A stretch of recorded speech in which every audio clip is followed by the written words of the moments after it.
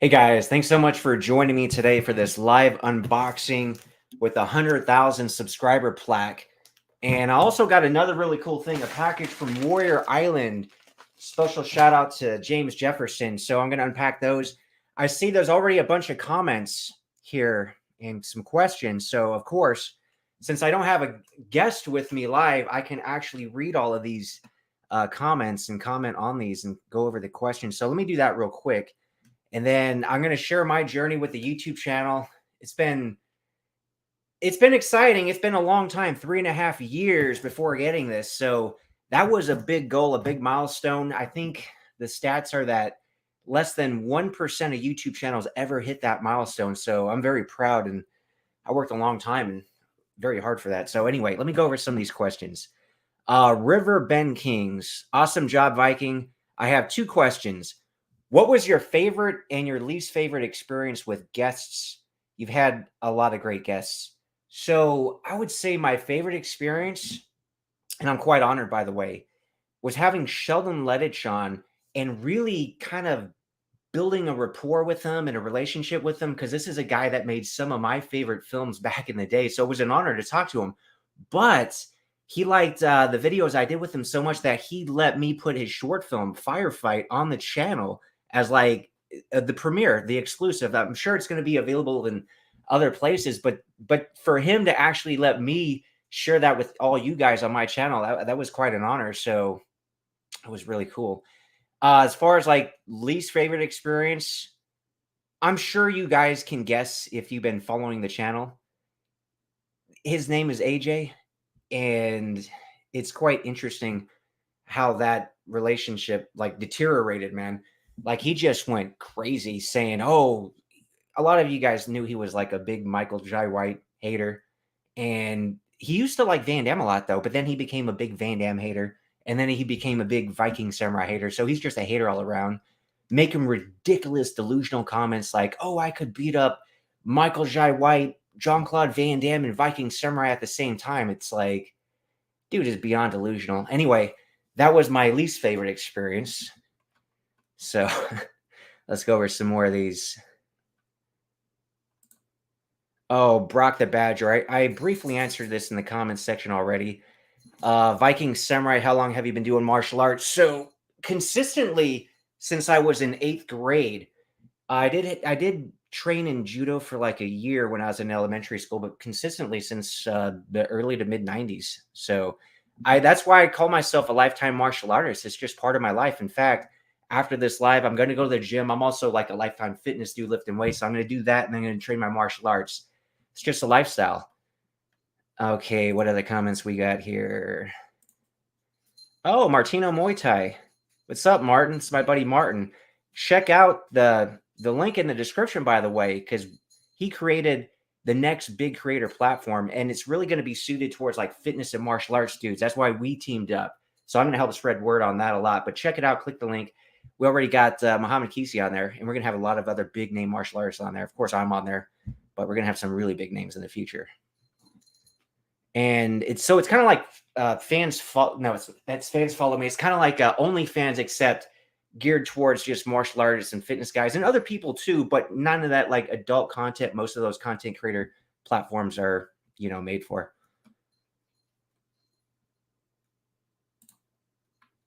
Let me just catch up to these comments, and then I'll kind of share my YouTube journey. Okay, so good boys.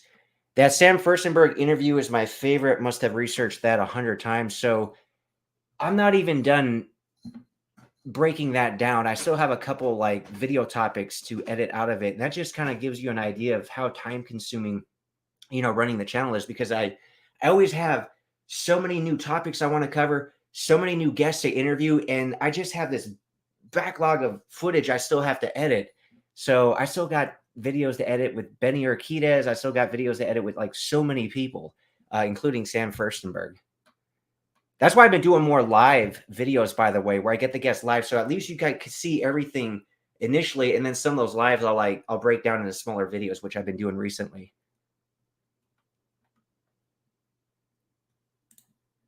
Okay, another comment from Good Boys. This channel grew very fast. It's trippy. Yes and no. So let me just give a little insight. The road to 100,000. I started in September of 2019, and it was like a Rambo tribute video. And then it took me about 8 months of consistently posting before I got any views. Of course, I got a couple views, like 10 views here, 20 views there, maybe 100 views. But basically 8 months before I got any real views. And if any of you have tinkered with or tried out YouTube, you'll know what I mean. You put a video out there thinking, hey, this is a great video, great topic. You get like 4 views, right? And 3 of those people are probably your friends. So it takes a while, but all of a sudden in 2020, when we were all locked down, more or less, Mike Tyson was talking about like a comeback fight, and I covered that. I made like a really cool video, and I think it was just like the right timing. I was just talking about how amazing Mike Tyson was back in the day, and that he still got it because he had showed some training footage, right? And he looked incredible. So anyway, for whatever reason, that one just blew up. I think it almost ended up with like 1 million views, and then the sub count started getting there, and then because the way YouTube works, the algorithm, if you watch somebody's video, it'll actually start recommending their other videos to you. So then all of a sudden, some other videos I did with Stallone and Steven Seagal and Jeff Speakman and Mark Dacascos, they started getting a lot of views, and the subs really started climbing. So that's kind of what really kicked things off. But it was 8 months of pretty much nothing. But like anything, consistency is key. I'm just glad I stayed consistent because here I am now, about to open this thing, right? 3.5 years later. And it was very interesting how the channel evolved because I started in September of 2019. I didn't do any interviews. It was never the plan to do interviews. It was never the plan to meet anybody. It just happened. So I think I did my first interview in probably March of 2021 with stuntman Steven Lambert because I had made a video covering the whole Steven Seagal, Gene LaBelle thing. And his writing partner, Steven Lambert's writing partner, reached out to me because they wrote the book from the streets of Brooklyn to the halls of Hollywood or something like that. And the writing partner reached out and said, hey, Steven was a stuntman who was actually there, and he wants to tell his story on your channel. So I said, okay, cool. Why not? So I signed up for like a Zoom account, and, long story short, I figured I'll do one interview. I'll sign up. I'll pay the $15 for the month, and then I'll just cancel it. But more people started, after they seen the Steven Lambert interviews, they said, hey, I want to be on your channel. I want to be on your channel. I'm like, okay, sure. Why not? So I just kept the subscription. Now I do that. The channel ended up just becoming interviews mainly. All right, let's see.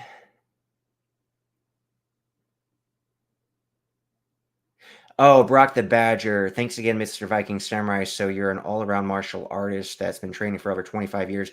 Yes, consistently training for, I guess, 28, 29 years, maybe almost 30, basically. So, yeah, started with the judo. I don't consider myself a grappler, though. More of a striker because taekwondo is what I really got into for years, right?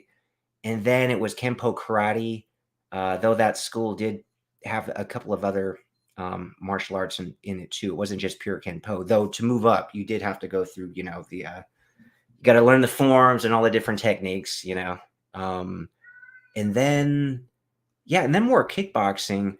A brief stint with jujitsu at that kickboxing school. I remember that was in Southern California, and then more recently, like for years, Krav Maga. So Krav Maga is really cool because a lot of people who take it already have backgrounds in other martial arts. So, I mean, I already have all these kicks, obviously, from Taekwondo and everything else. I just incorporate that in the Krav, right? So they're kind of like open to that. It's like, hey, if you already got boxing, use your boxing. If you got your Taekwondo, use your Taekwondo. Of course, they have their own techniques. But Krav Maga is really just karate, boxing, jiu-jitsu. They do Brazilian jiu-jitsu techniques on the ground, even though that's the last place they want you, right? It's all about, because if it's street self-defense, like get up immediately. You have to. So the reason I was really wanted to take Krav, though, was for the weapon disarms. So those classes were always fun. Anyway, let's try to catch up on these comments here. Tim Davenport. Hey, Viking, just wondering if you will be doing any videos on the upcoming Van Damme movies. Pretty exciting that he has at least 3 films in the works. Yeah, I'll definitely most likely cover them. I think The Darkness of Man actually finished shooting a few months ago. So hopefully we'll get a trailer soon, right? Hopefully we'll see a trailer. Good boys. You should try to get Philip Ree for an interview. I'm pretty sure I can because I've communicated with his brother Simon Ree, Daihan from Best of the Best, and he comments every once in a while on the videos, so he obviously knows of the channel. And he even made a comment that a lot of the people I know, the martial artists and people I've worked with, have been on the channel. And I've had a crazy amount of guests, like just off the top of my head, Lorenzo Lamas, Mark Dacascos, Don the Dragon Wilson, Michael Jai White, Scott Adkins, so many great guests. But Simon Reed worked with a lot of these people. And he's like, yeah, I definitely would like to come on the channel. So yes, I'm definitely going to get Simon Reed, and I have no reason to see why his brother Philip wouldn't eventually want to come on too. That'd be incredible. Carnivorous Barbie. Will you get Dukes back on? I enjoy his tales. Well, that's more up to Dukes. Like that, there's an open invitation, right? Just like I'm sure he's probably got an open invitation to all future Kumites because he's the undefeated heavyweight champ. So they would probably always invite him back. He's welcome there. I'm sure he's always welcome on the channel. I would love to get him for a debate, especially a live debate, or not even a debate, like a discussion, a friendly discussion, right? With say Sheldon Lettich or Sifu Alan Goldberg or kickboxing champion Don the Dragon Wilson. That'd be great. So he is always welcome back. Okay, Martino, Muay Thai. Well done on making the top 1% for me and not biased, but the best channel on YouTube. You give us insight into some of our heroes. Yeah, I mean, I've definitely been getting good compliments and comments on the stuff I'm covering, making the 80s and 90s great again. And I know there's a lot more channels kind of similar to this now. So, everything's cyclical. I mean, people love these movies, especially if they're not really getting them anymore. So it's quite special. And I'm just glad there's all these fans because these are the movies we all watch, right? But I've always talked about these, even when I was in film school. These were the ones where people would say, oh, they're dumb action movies. It's like, no, they're not. They're amazing. And if you just like break down Rambo First Blood Part 2, for example, I had a professor. She was a female professor, right? I think it was like a women in films class. And she used to talk crap about Stallone. And I would always defend Stallone in his movies. But anyway, I wasn't too popular in that class.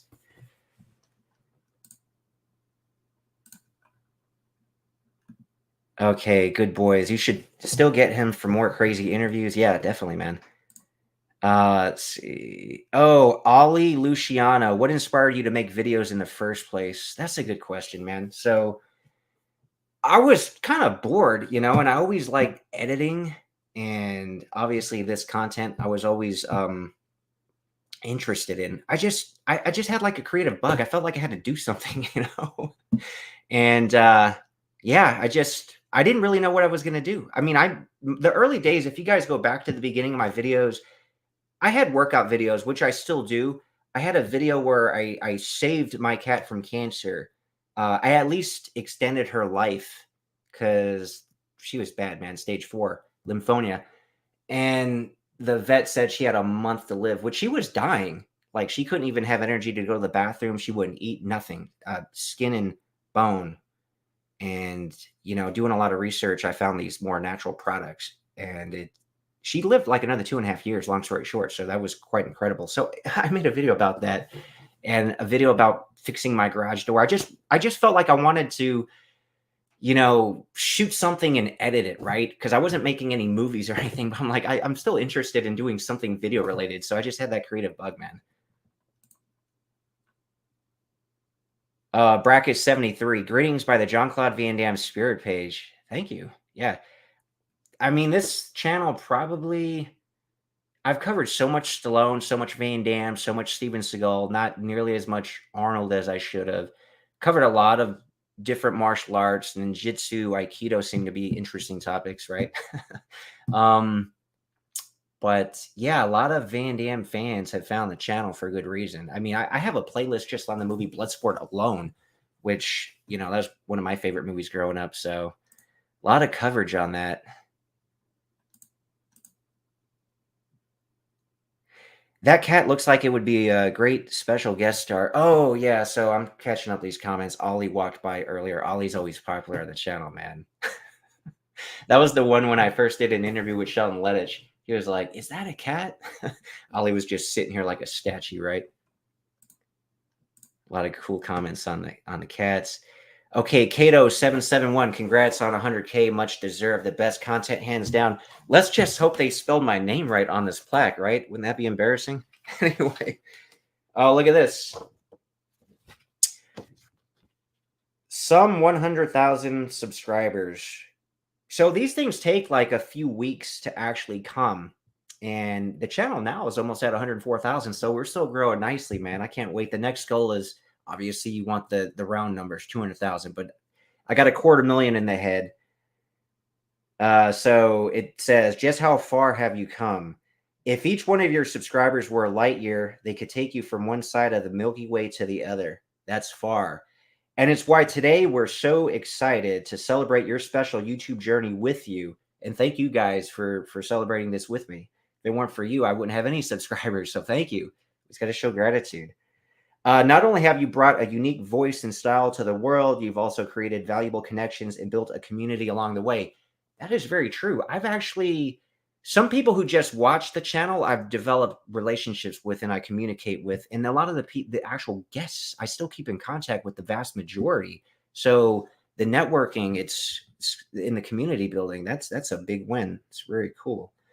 In that spirit, YouTube is proud to present you with the Silver Creator Award, which celebrates your hard work and incredible achievement. Congratulations on this amazing milestone. Just one of many that we hope will follow in the future. Yes, I want to get that 250,000. After all, there are countless others out there who have yet to discover your passion and dedication. Speaking of which, share this channel to your friends if they like, well, I don't know how many like Steven Seagal. I like him. I know a lot probably like Van Damme and Stallone, especially, are just martial arts and action movies, right? Speaking of Steven Seagal, I hope I get him on the channel someday. I did talk to him on the phone last year. Some of you guys know that. It was an amazing conversation, but I want to share some of the stuff he told me with you guys, and he would be an amazing guest. So we'll see. We'll see what happens. And speaking of amazing, here's an amazing guest right here. Ollie. All right, what else does it say? Whether they come to your channel to learn something new or just for a laugh, a whole new audience is waiting for you to inspire them, just as your growing community continues to inspire you. We can't wait to see what you do next, and we'll be with you every step of the way. Yours sincerely, Susan Wojcicki from YouTube.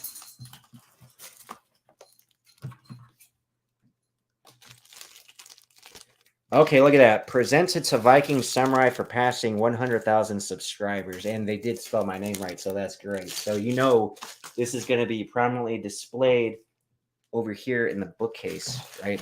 Very cool. Let me catch up to more of these comments.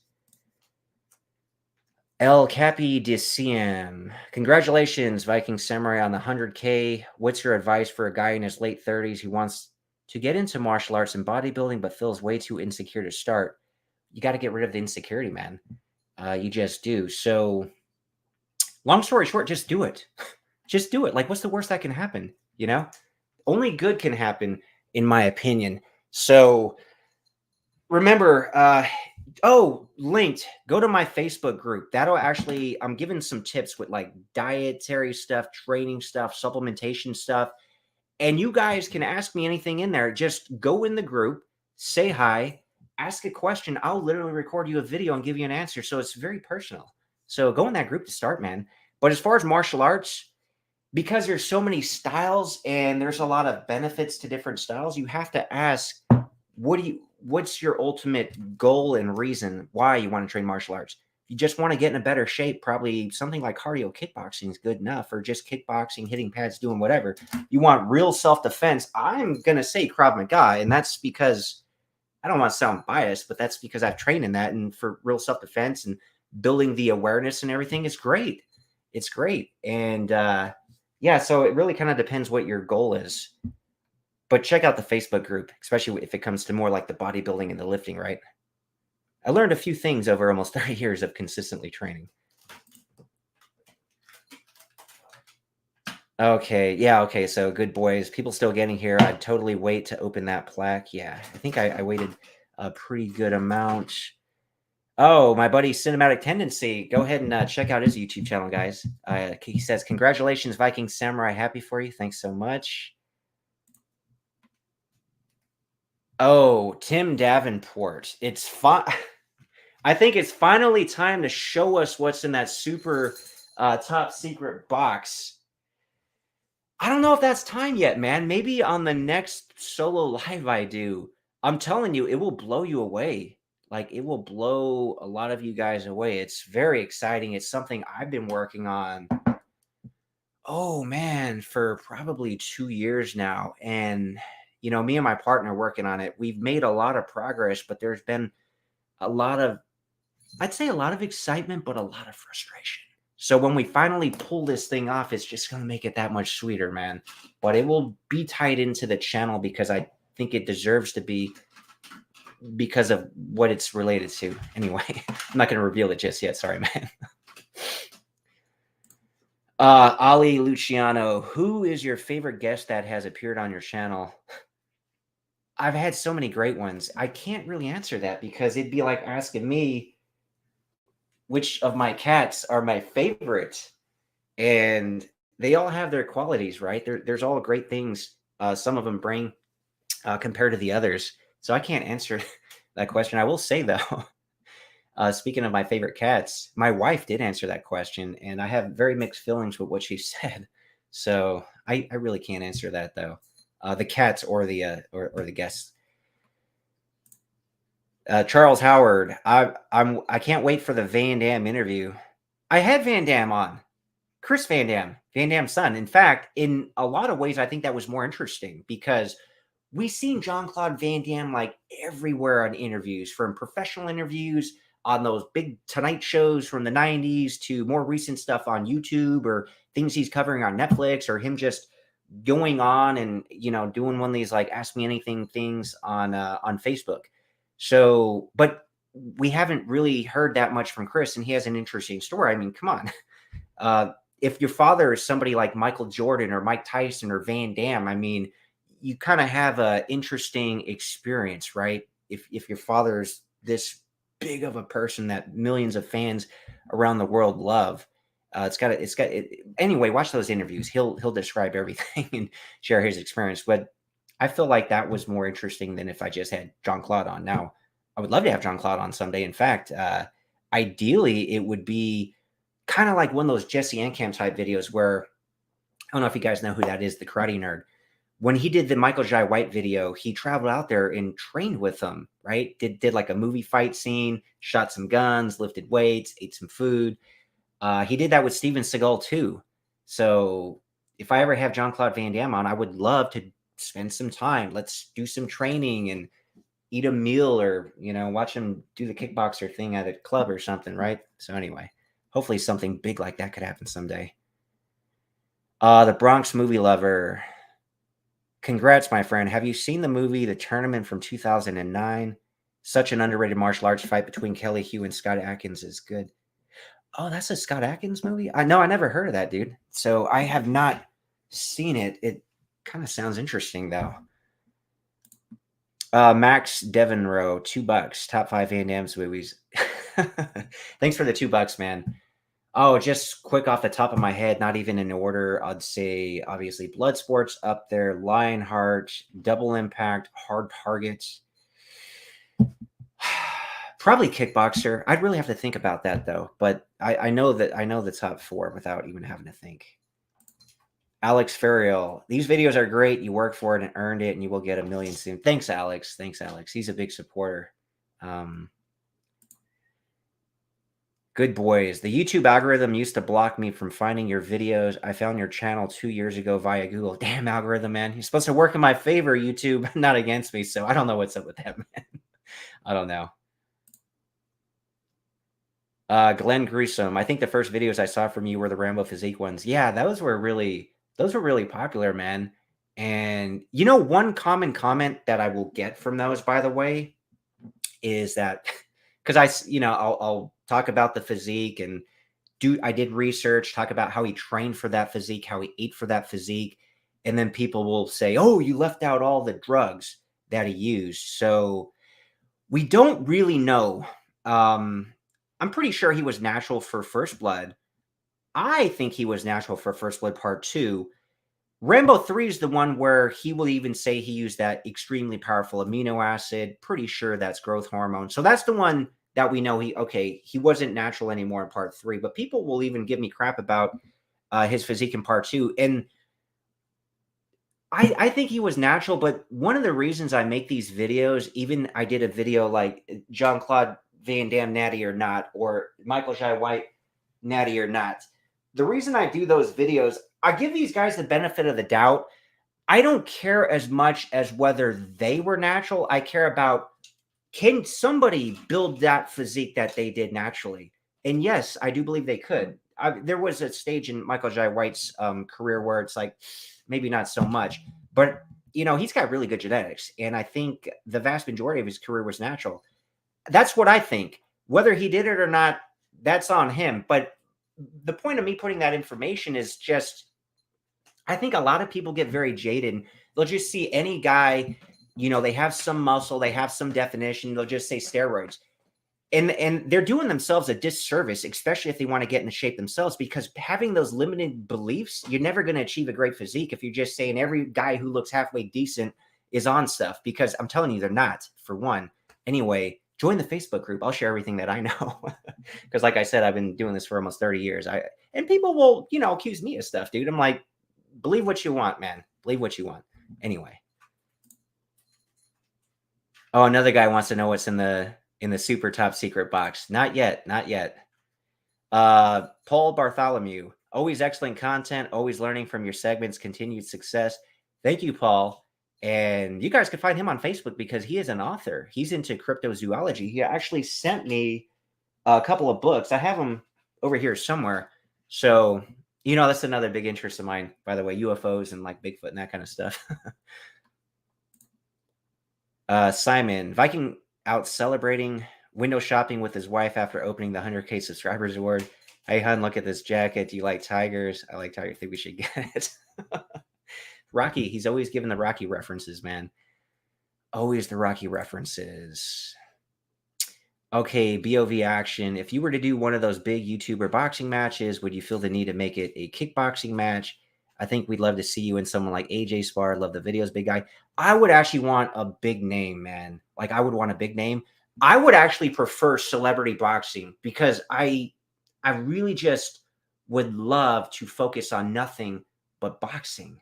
Like, just completely focus on that. I'm spending so much time lifting weights, doing all these kicks and all this other stuff. If I just devoted myself to boxing, I think that would, I think I could do something really good. I'll just put it that way, because the one thing I do not lack is discipline, hard work, consistency. So I will just live that life and eat, train, breathe nothing but boxing until that fight happens. And I would love to do that, man. I would love to dedicate myself to just boxing, but I need to be motivated and incentivized to do that. Otherwise, I'm just going to keep lifting my weights and doing martial arts, because that's what I really love. But Evolve RC, watch all your videos since the start. Great content. Thank you. Appreciate that. I have a lot of guys who were with me since the beginning, and I appreciate that quite a lot. Okay. For me, my style is judo and stick fighting. As a security guard, working on taking a class to use a baton and get my license. Okay. Salty Ass Penguin, $5 super sticker. Thank you. Peter, congrats, Viking Samurai. What are the chances of getting Dan Inosanto on? I don't know, man. If you guys have any connection to him, let me know. I'm going to try to reach out to his daughter because maybe she could get me in contact with him. I believe I reached out a while ago to his stepson, the guy married to his daughter, Ron Balicki. I don't think he ever messaged me back though. So I need to find a guy who's like connected to him because I don't think I'll get direct connection. I think I need to do it through somebody. So hopefully somebody could hook me up, man. Imagine getting him on the show. That'd be something. Damien, as JCVD gets older, he seems to go into random conversations and rants in his interviews.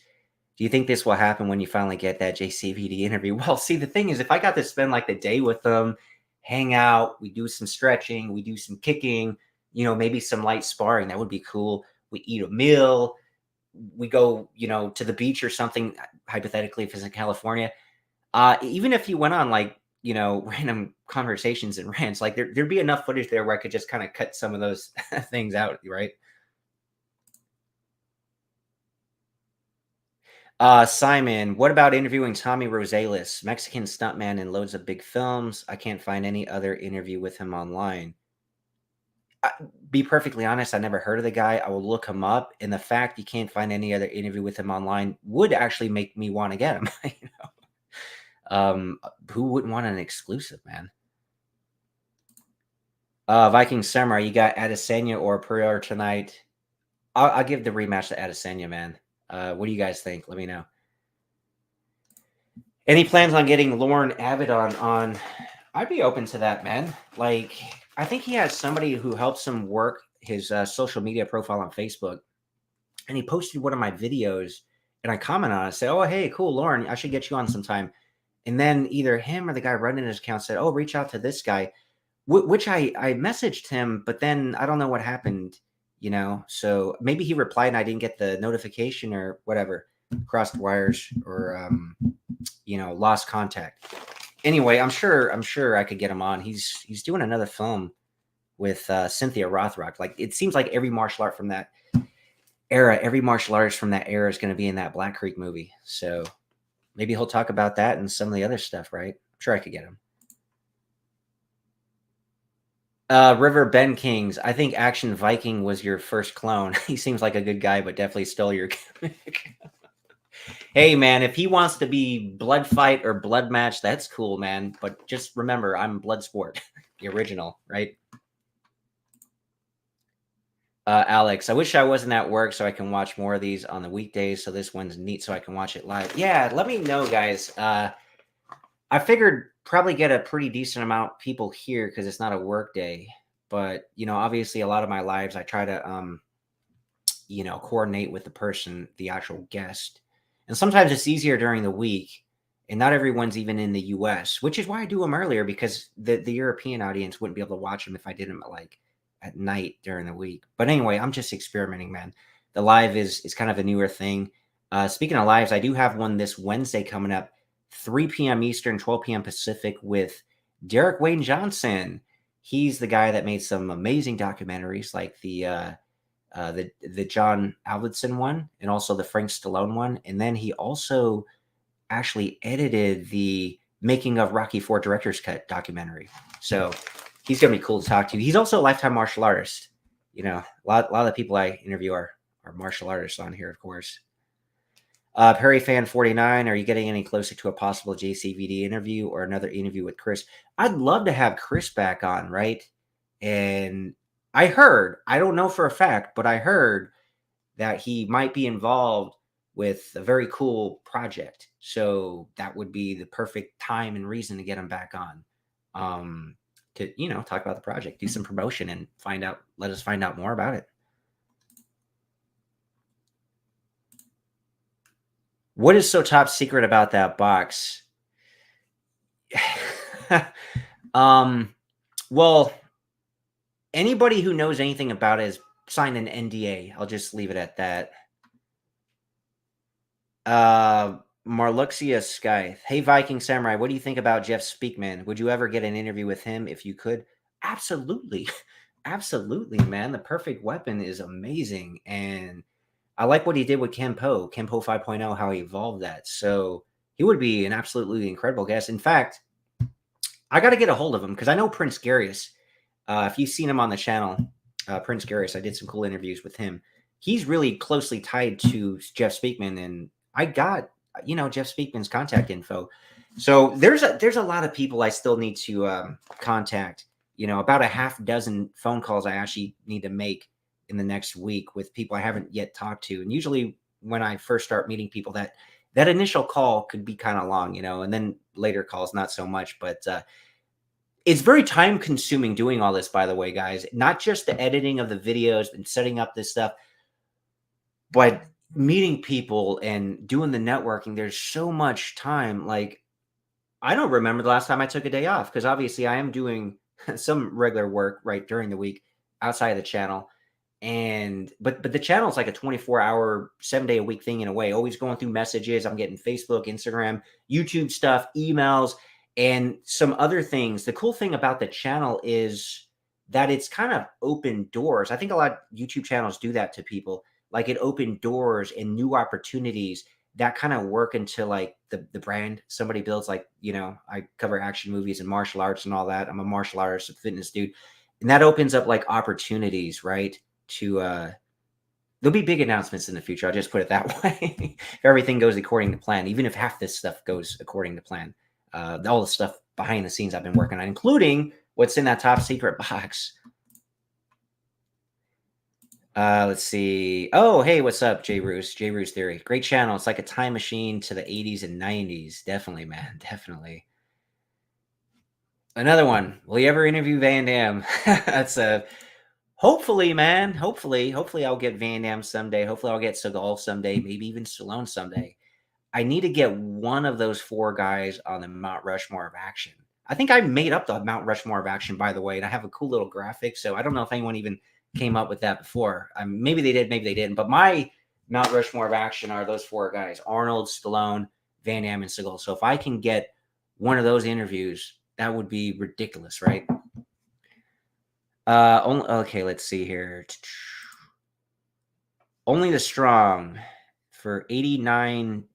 I don't know what currency DKK is off the top of my head, but thank you for the support. Hey, bro, have you seen Shoot Fighter 1993 starring Bolo Young and William Zabka? Of course. Of course. That movie I actually liked a lot, and I know they made a sequel. Shoot Fighter was really good, though, man. It's similar to Bloodsport. Thank you for bringing back our memories. Love the channel. Shoot Fighter is a movie I like enough where I would actually devote and make a whole video about that one. And yeah, so it's basically like Bloodsport with weapons, man. It's a good one. Belgian Dan, congrats again, man, at Viking. Thank you. Thank you. Oh, look, Carnivorous Barbie, $3 super sticker. Thank you so much. Hey, don't be shy tipping, guys, by the way. You want to help support and make the 80s and 90s great again, right?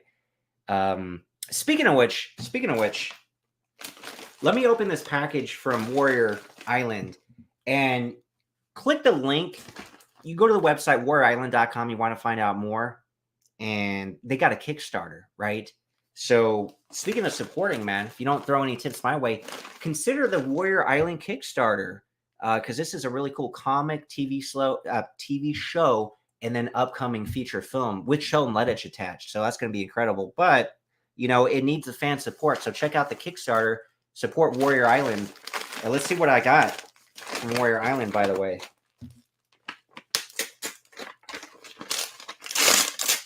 Oh, I got a lot of good stuff in here.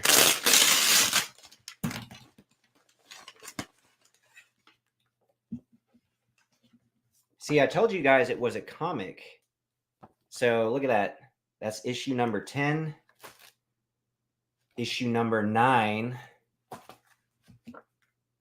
Issue number 7. Oh, hang on. Do I got 2 copies? Oh, no, that's number 6. Oh, no, this is 8. Oh, so they got... it's got to be issue number 4. It's another issue. Yeah, it's confusing because it says 6 back here. But anyway, these are really cool, man. You could get those, of course. Oh, so, obviously you're going to get perks with the Kickstarter. So you're not just going to give money to support, which would be great, but you're going to get something out of it, of course. So check that out. Click the link. Look at these, man. I got these cool patches.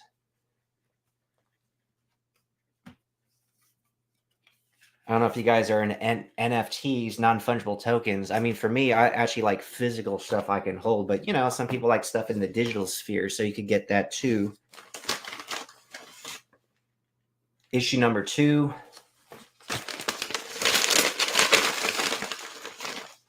Oh, issue number 1. Yes, of course, we got to keep this protected at all costs. That makes sense. More patches and stickers. Got the t-shirt. Remember, you guys can get all this stuff too with the Kickstarter. It's cool stuff, man, and you'll be supporting something great. So check out the actual videos I did with the creator James Jefferson. He really wants to do something great for the martial arts world. Whole bunch of patches and stickers, and then it's like shorts. So shout out to James for all that cool stuff. Let me catch up on more of these comments here. Any news on your upcoming movie with Sheldon? So Sheldon's attached to a lot of different things right now, including the Warrior Island feature film, which is supposed to be like a $20 to $40 million movie. So that could be huge, right? Like the newer Mortal Kombat movie. And then I know he's attached to another film with Michael Jai White's wife, Jillian White. That one actually sounds pretty cool. And oh, of course, he's got the Fight Pride. But yeah, as far as you know, the one that I wrote with a friend that Sheldon quite likes the script, right? And that means a lot. Not only because he wrote all these great movies back in the day, but Sheldon's a guy who tells it like it is. Like if it was garbage, he'd say, dude, you wrote garbage. So the fact that he liked it meant a lot to me. We just got to get the financing, man. Like we got a lot of amazing people that, you know, want to be involved. We just, you know, the hardest part is getting the money to make the movie. So can you official Steven Seagal, which I'm pretty sure this isn't. Maybe it is. Who knows? Can you try and get Sensei Steven Seagal on the show as a special for the 100K? I wish, man. Can you imagine if he just popped in right now? Like, we got a really cool guest that did pop in, by the way, Ollie. I mean, no offense, Ollie. You are no Steven Seagal. No offense. But that's who we got for the 100K special, right? We didn't get one of the guys on the Mount Rushmore. We got Oliver Patch, the cat.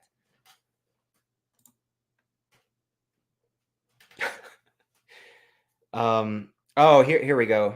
Donata at El Cappy, the guy who was, you know, in his 30s and intimidated or insecure to start martial arts or bodybuilding. This guy said, hi from someone who's 50 plus. Just do it, bro. Yeah, you guys just got to do it, man. Just got to do it. And sooner is always better than later, because just think like 3 months from now, if you're still on the fence, you could actually start having legitimate skill 3 months from now compared to 3 months from now. Like, I should have started 3 months ago, you know? Same with the lifting. You can make a really good transformation in your body in 3 months, right? And you're going to need that, especially in America, because we got summer coming around, spring and summer. So, you know, less clothes, you're going to want to look good. You're going to feel good. Remember, health is very important, but, you know, looking good is good too. Good boys. That plaque is beautiful. Oh, thank you. Thank you. You guys will be seeing it in all future videos, by the way.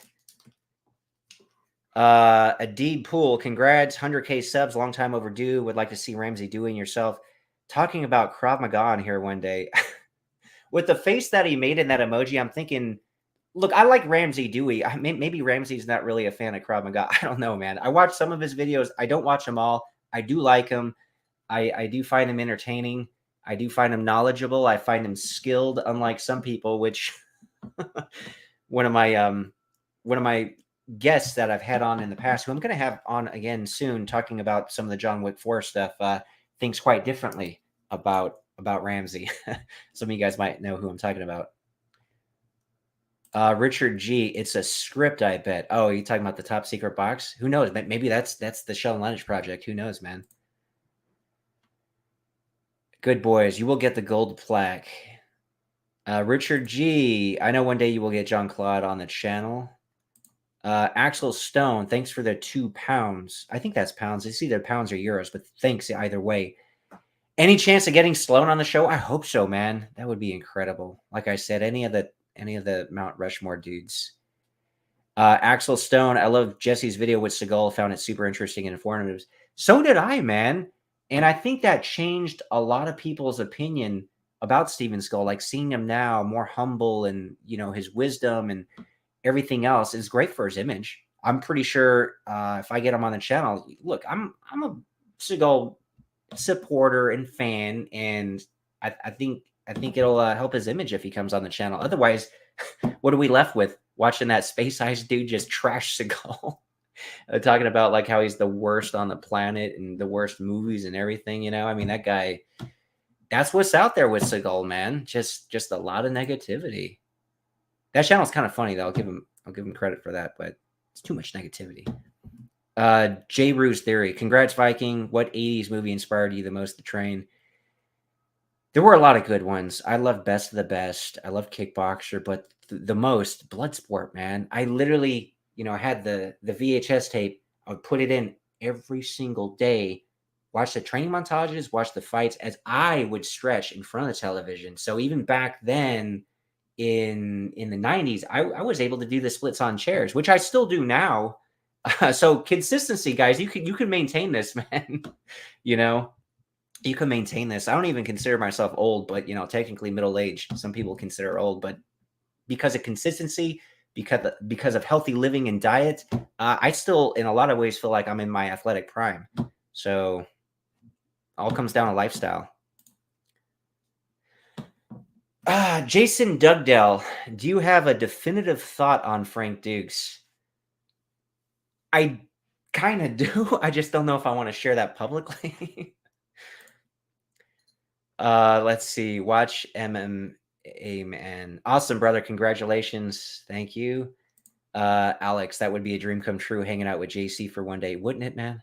And you guys, if I get to do that, you guys can vicariously live through me watching the videos on the channel. So we would all benefit collectively as the brotherhood. So hopefully Van Damme does that for us. It's not like a personal favor for me, man, but for the fans, right? Because if somebody else was doing the channel, I mean, hell, so the Action Viking guy somebody mentioned, if he spent a day with Van Damme, I'm watching those videos on his channel. I'm like, cool. Right on, dude. So, whoever Van Damme, if he does spend a day with a YouTuber like me or anybody else, I'm going to watch or I'm going to participate. Either way, it's going to be great for the fans. Mr. The Finder, are there any upcoming action stars coming up, or is the martial arts action movies on a decline? Well, I mean, it's been on a decline since the 90s, man. So it's really hard to say. Because I think most people, if they want their martial arts fix, they'll just watch the UFC. We didn't have any of that in the 80s and 90s. I mean, granted, first UFC would have come out in like 93. But still, the movies were cooler and bigger, right, until about 2000. So, I don't know, man. It's hard to say how big the martial arts genre would be. I don't think it'll ever be as big as it was, like with Bruce Lee and Van Damme, though I think it could definitely be bigger and better than it is right now. Definitely. Can you do something interesting on Brandon Lee? Yeah, I should cover more of his movies. Like Showdown in Little Tokyo is amazing. Now, I did do a really great Brandon Lee video, by the way. One of my favorite videos. I'll tell you why. It was part of the top 5 martial art movie stars who weren't Steven Seagal or Jean-Claude Van Damme. So on that list, I had Brandon Lee as number 1. We sadly, of course, lost him very early as he was just starting to, gain popularity. And I know he didn't really want to be confined as the martial artist, but none of these guys do. Like Van Damme wanted to branch out. Steven Seagal wanted to branch out. So I don't know if Brandon Lee would have had trouble branching out had he lived. But, the reason why I like that Brandon Lee video so much, I put that out when we were shut down, right, because of the quarantine. And because he passed so early, that video had a much deeper message at the end. You guys should watch it if you haven't seen it. I'm very proud of that video. And I've gotten really good comments on it because that's one of those ones that, okay, it's entertaining. We learn a little about Brandon Lee, but it kind of sticks with you. It's like, well, what's this kind of takeaway and the message we could take with our own life, which is limited, unfortunately, but we need to be reminded of that, right? I mean, people procrastinate too much as is and do not show gratitude and all this other stuff until, maybe they are dying. And then all of a sudden, like, they get that realization that, I should have lived differently. We just got to remember, we don't know how long we're here. So kind of try to live that way where you do value all of your time here and you show gratitude. And again, going with one of those earlier comments, just don't worry about being insecure, dude. You're only here once. This is your life. Just, do the martial arts, do the bodybuilding, just live your life, man. Don't stay on the sidelines. A lot of us stay on the sidelines too long. So, Axel Stone, have you made your mind up about Vic's fake Bruce Lee story yet? Maybe you don't want to say because you want to stay neutral, but we all know he's full of crap. I need to talk to Steve Sanders. Ideally, I could talk to Dan Inosanto. I need to talk to a few more people. I like Vic. I do. I have a theory, though, when it comes to the Bruce Lee story that I will share. Not right now, but I will share. The theory makes a lot of sense. And the way the timelines match up, I don't want to give too much yet. I want to kind of talk. Maybe I'll just call him privately and discuss that theory with him. See if he could open up more. But long story short, I like Vic. I do. And I think he's a very accomplished martial artist. Tough Aldrin Viking what's up, brother? Congrats. Thanks, man. Axel Stone, when Sly said about the amino acid for Rambo 3, I did some research and that does some what looked like it was growth hormone. The problem was back then it wasn't all that safe to source. Yeah, I mean, Rambo 3, look, he just had an unnatural look to the physique. He just did, man. Like, compare that to Rambo First Blood Part 2. So, I'm not naive when it comes to this stuff. I like to give people the benefit of the doubt, and I don't want to be the guy who just, every guy's on stuff. I'm more the opposite. I'm going to kind of go like, maybe they're not on stuff. And then, obviously I'm not naive, but I do give people the benefit of the doubt because I've achieved pretty decent results, but I know there's people who achieved a lot more naturally than me. So I can't go around pointing the finger when I know there's some really amazingly built physiques that were natural. It's like, anyway, a lot of people, they have different experiences and different thoughts about that stuff. And they weren't exposed to, I would say, great natural physique. So they don't think anybody is, right? But if somebody actually just really took the time, and I'm not talking like weeks or months, I'm talking years, and live the life with the diet correctly, with the training correctly, with the consistency. Unless you literally have the worst genetics on the planet, you're going to look pretty effing good, man, in like 2 to 3 years, not 2 months, though you could make some good improvement in 2 months. Most people will never do that, so they will never realize what somebody could actually do naturally, man. Anyway.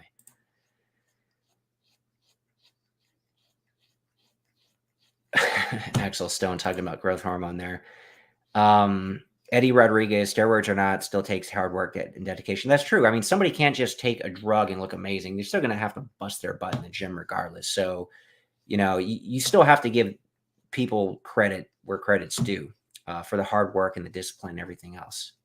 Now, the people that look like crap and take stuff, they don't know anything else they're doing. They're like, they don't have the diet down, the training right. And then they take that stuff and they'll get bigger, but then they look like garbage. You'll see people like that at the gym.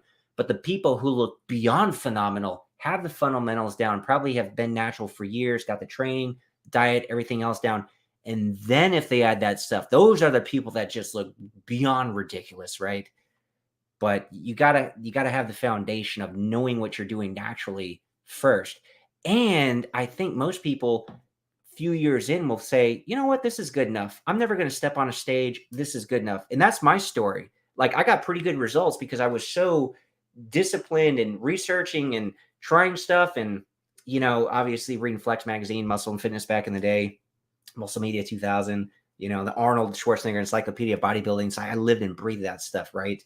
So, but yeah, a few years in, I was like, nobody's really fully satisfied. But you could get to that stage where, like, look, I'm not going to compete in bodybuilding. I don't want to put my health at risk. This is good enough. Like, that's fine. Richard G, do you think you're still natty if you take testosterone? I do not. People, it could be subjective. People have different definitions. I think if you're on TRT, you are not natural. You're natural if your body is able to produce its own testosterone. Now, I would say if you take supplements like protein, level 1 protein, slower digesting protein, yeah, of course, that's still being natural. Same if you take simple carbs like dextrose or creatine, which you can get in red meat anyway if you eat steak. That stuff's all natural. But if you're taking testosterone, no, I don't. You're not natural, in my opinion, man. River Bend Kings, would you ever start a second channel for UFOs or conspiracy stuff? Well, it's so time consuming running one channel alone. I would like to, but I don't think I can, man. I do have a different idea for another channel if I do, though. But this would be teaming up with my brother and creating something else. So he would do half the workload, right? Wouldn't be a one man show like what I do here, man. It's very, very time consuming. Pulse Reloaded. You should box the Liver King for charity. Liver King, that guys like that annoy me. Like, it doesn't help when people like that claim natty and then they get exposed, because then people are like, well, nobody's natty. Look at Liver King. It's like, well, yeah, look at Liver King. Nobody should be claiming natty if they look like that, for one. But just the fact that he puts that message out there, and you're going to look like this if you eat liver and this kind of stuff. The guy's made millions of dollars, right? I mean, it worked for him, but lying about that, that's what gets people bitter and jaded, where they say, see, I told you nobody's natural. It's like, well, there's some really good looking natural guys that don't look like Liver King that are actually natural, but he just kind of makes, people question everybody. Richard G. Oh, thanks for the $20, man. Thanks so much. Prairie Fan 49. What does your family think of your channel? I mean, they're not into this stuff as much as we are. I think they support. Like, I'll tell you a funny story, man. And this is just crazy, the reach that YouTube has. So last year, I was on a really great vacation with the wife. We were in Italy. It's the first time I've ever been to Europe. I love pizza, by the way, so it was a treat. I did blow up, after a week over there. But it's interesting because I don't have like a big audience in Italy, but 2 people like recognized me from the channel in Italy. It was crazy. One guy was a security guard at the Sistine Chapel, and he's a big Stallone fan, as I'm sure most people in Italy are, or even the world, right? He's like, hey, you're that YouTube guy, right? I was like, which one? He said, Viking Samurai. I was like, oh, yeah, that's me. Long story short, he had told me that Stallone was there the day before I was at the Sistine Chapel, So, of course, he's seen some of my Stallone videos and recognized me from the channel. Another guy, I was just randomly walking down the street. And again, this is Italy. This isn't like in America where the vast majority of the audience is. I was just walking down the street and some guy just said, hey, Viking Samurai. So what does my family think? The wife thought it was funny. She's like, you're just a YouTube guy, which, yeah, I know. I'm just a YouTube guy. I'm not like a movie star. But just for some people to randomly like recognize me in Italy is kind of crazy, right? It's pretty funny. Salty ass penguin. AJ looks like a skinny fat wimp. I checked out that guy's channel. He's just an angry, weak man. He has a bad attitude in his videos. Very negative. Guy sums it up perfectly, man. I mean, there you go. That's the perfect summary. Watch MMA, man. It would be awesome to see you compete, even if it was just some sparring. Yeah, I mean, when I was doing martial arts, well, not when, I still do martial arts all the time, but I'm talking more like in formal classes all the time growing up. That was always my favorite thing. It was hitting stuff. It's not like people per se, but hitting the pads, hitting the bag. In Taekwondo, you have that clapper thing. In the sparring, I never really cared about the forms or that kind of stuff, right? I just never did. Though you have to obviously learn that, go through it if you want to progress. But that was always my thing. It was like, well, let me learn the stuff, because one of the reasons I got into martial arts, because I was this skinny, small kid with glasses. There were bullies. Classic story. I needed to empower myself, which is why I started lifting weights too. I need, but my martial arts training was like, I need to be able to beat somebody up if I have to, not because I'm a bully, but because I need to protect myself. So that's why that was always the focus and what I enjoyed the most. Train your dog. Congrats, my guy. Thanks, man. Axel Stone. Any chance of getting Tommy Carruthers back on or Thomas Marks? He's an instructor under Tommy. Mentioned it to you before. Yeah, that was another very interesting interview. Tommy Carruthers. And I'll make a comment. This is not out of disrespect or anything. He's got a very thick accent, and a lot of people commented like, I can't understand what he's saying. Well, how do you think I felt trying to interview him, man? Like, I love talking to the guy, but while I was talking to him, I'm literally really trying to figure out what he was saying. So it made it a little difficult, but he was a cool guest, and he's an amazing Jeet Kune Do practitioner. Kenpo Joe. Oh, Joe, yes, I'm going to get you on live, Joe, Kenpo Joe. Really enjoy your channel. Would love to discuss several of the topics you have gone over recently. Great to meet you at the Action Mega Weekend. Don't worry, Kenpo Joe. Definitely, we talked about getting you on here live, and I know the audience is very much going to enjoy everything you have to say, myself included. So we'll have to schedule that soon.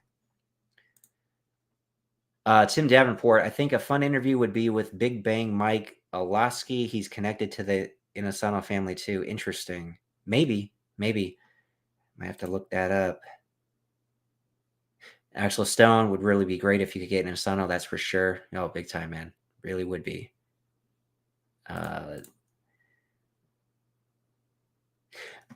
Ollie Luciano. Hello, Viking. Have asked this before, but are you planning on making a video about the shows that were shown in the 80s, like MacGyver, Airwolf, etc.?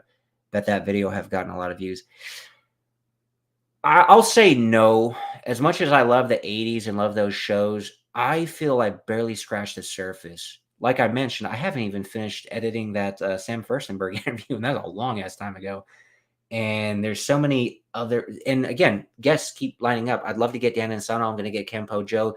So many people. So for me to devote that time to something that I'm sure a lot of the audience probably likes, but I think more of them like the action movies. Well, those are, I guess, action related shows.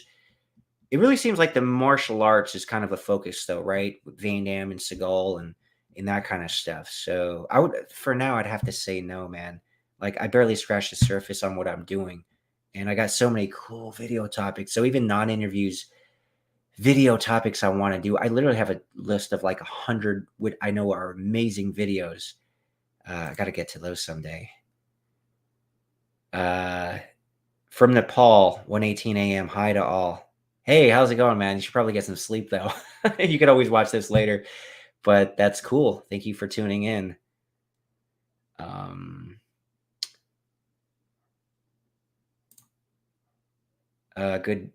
Good boys. Having a lunch later because I had to be in here for this plaque. Oh, thanks, man. Glad you came here. Show the plaque again. Well, now it's all buried in Warrior Island merchandise, man. Comic books and everything. So again, check out that Kickstarter linked in the description. Help support an amazing comic show and movie. Well, you wouldn't really be kickstarting the movie. It's really to support the show, which I'm supposed to be on in August, by the way, if all goes according to plan, doing the ninja training with Stephen K. Hayes. He was another amazing guest I had, and fighting Civil Simic. Wouldn't that be incredible? See what happens, man. But check out the plaque. Yeah, it's just for you. Just for you, good boys. Simon D, I found your channel with Hard to Kill review you did. I appreciate your content and thanks for the entertainment. It inspired me to get back into Savate after 20 years away. Congrats for the channel. See, these are the comments that I really love because back in the day, the 80s and 90s, we all loved these movies. A lot of us, it was more than entertainment. We started working out, whether it was lifting weights because of Arnold or Stallone, whether it was martial arts because of Van Damme or Seagal. And a lot of people, because of life and other things, they fall out of, the fitness and the martial arts, and maybe they have a family or other, career obligations, and their life goes in another direction. But I've had a lot of comments like this because this channel, takes people back and kind of reminds them, oh, that was such a great time in my life, right? When I was doing my martial arts, I was like 14, doing it every day after school, middle school or whatever. And then they kind of go back, you know. A lot of you guys are my age, some younger, obviously, some older. But for people to tell me, you know, watching these videos and the stuff you cover on the channel got me back into martial arts or got me back into fitness. I love that, man. I love that. I love hearing that. Brando Toe, greetings. Hope all is well and good. Yes, it is. Thank you so much. Greg J, congrats. Been watching since the beginning. Good to see your hard work paying off. Thanks, man. Yeah, it's been a lot of hard work, a lot of long hours. Like I said, I don't take days off. I'll be editing, doing stuff all day Sunday. I got a couple phone calls. I got a conference I got later Sunday. And obviously, I got my own things I have to do outside of the channel. Like it's springtime. I got to mow my grass now tomorrow. That cuts a good hour off of my editing time. Anyway, it's very, very busy and time consuming doing the channel and trying to balance that with everything else in life. Evil Alex, greetings from Germany. Love your channel and all the interviews. You remember what martial arts films you watched first as a kid that got you into the genre? Mine was No Retreat, No Surrender. Yeah, you know, mine, Best of the Best, Bloodsport, Kickboxer, and then my all-time favorite, Lionheart. Master Ken next. Yeah, I should get him on the channel, right? That'd be funny. Okay, Michael Dawson. What about getting Scott Adkins on the channel? He's a great actor and martial artist. Sure, he has some great stories. Hey, man, I had him on the channel. Check out the playlist. I think I had 5 videos with them. Amazing videos, and some of the topics we covered were incredible. I gave him a hard time about Hard Target 2, by the way. So, and we discussed that, man. Such a good sport. Like, who goes on somebody else's channel to discuss one of their movies that the guy doesn't like, right? Most people are just fake. Oh, you were amazing in Hard Target 2. Such good stuff. I'm like, I told him, look, man, that movie ruined it for me, man. I quit watching your stuff after that, is what I told him, which is true. But he did turn me on to some of his more recent stuff, like the sequel to Accident Man, which I quite enjoyed. And, you know, One Shot, which he's made a sequel to that. So I'm pretty sure that's out there. And obviously, John Wick 4 was incredible, right? So that was really good for him. But yeah, no, check out the playlist, man. I did some really cool videos with Scott Adkins. I mean, one of the topics was like, why aren't you like bigger? You know, as far as I mean, John Wick 4, you can't get bigger than that. But I think everybody would admit, you know, in the last 20 years, he's killing in the action genre. He's doing a lot of stuff, but it's like he's not getting that bigger, really nice production like Extraction, which I think the trailer to the sequel just came out. Like, why isn't not he in a movie like that, right? So anyway, that was another interesting topic.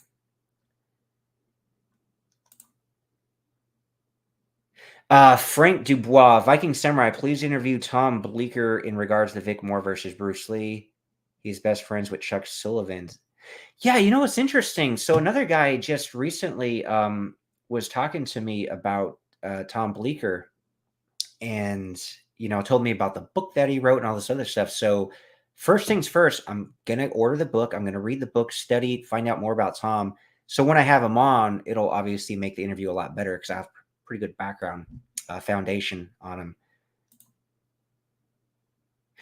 Richard G, if you got an interview with David Bradley now, that would be awesome. Yes, it would. And that was a topic I covered with Sam Furstenberg in one of our interview segments. You know, whatever happened to David Bradley? I think I put his picture on one of those milk cartons, right, missing, and kind of did like an unsolved mysteries type thing in the video.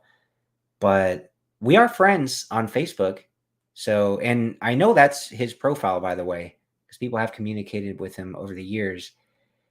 And one of my friends on Instagram actually did ask if he'd come on the show. You know, he said he might be open to it in the future, by the way. So we'll see. I would love to get him. I'd love to get him on.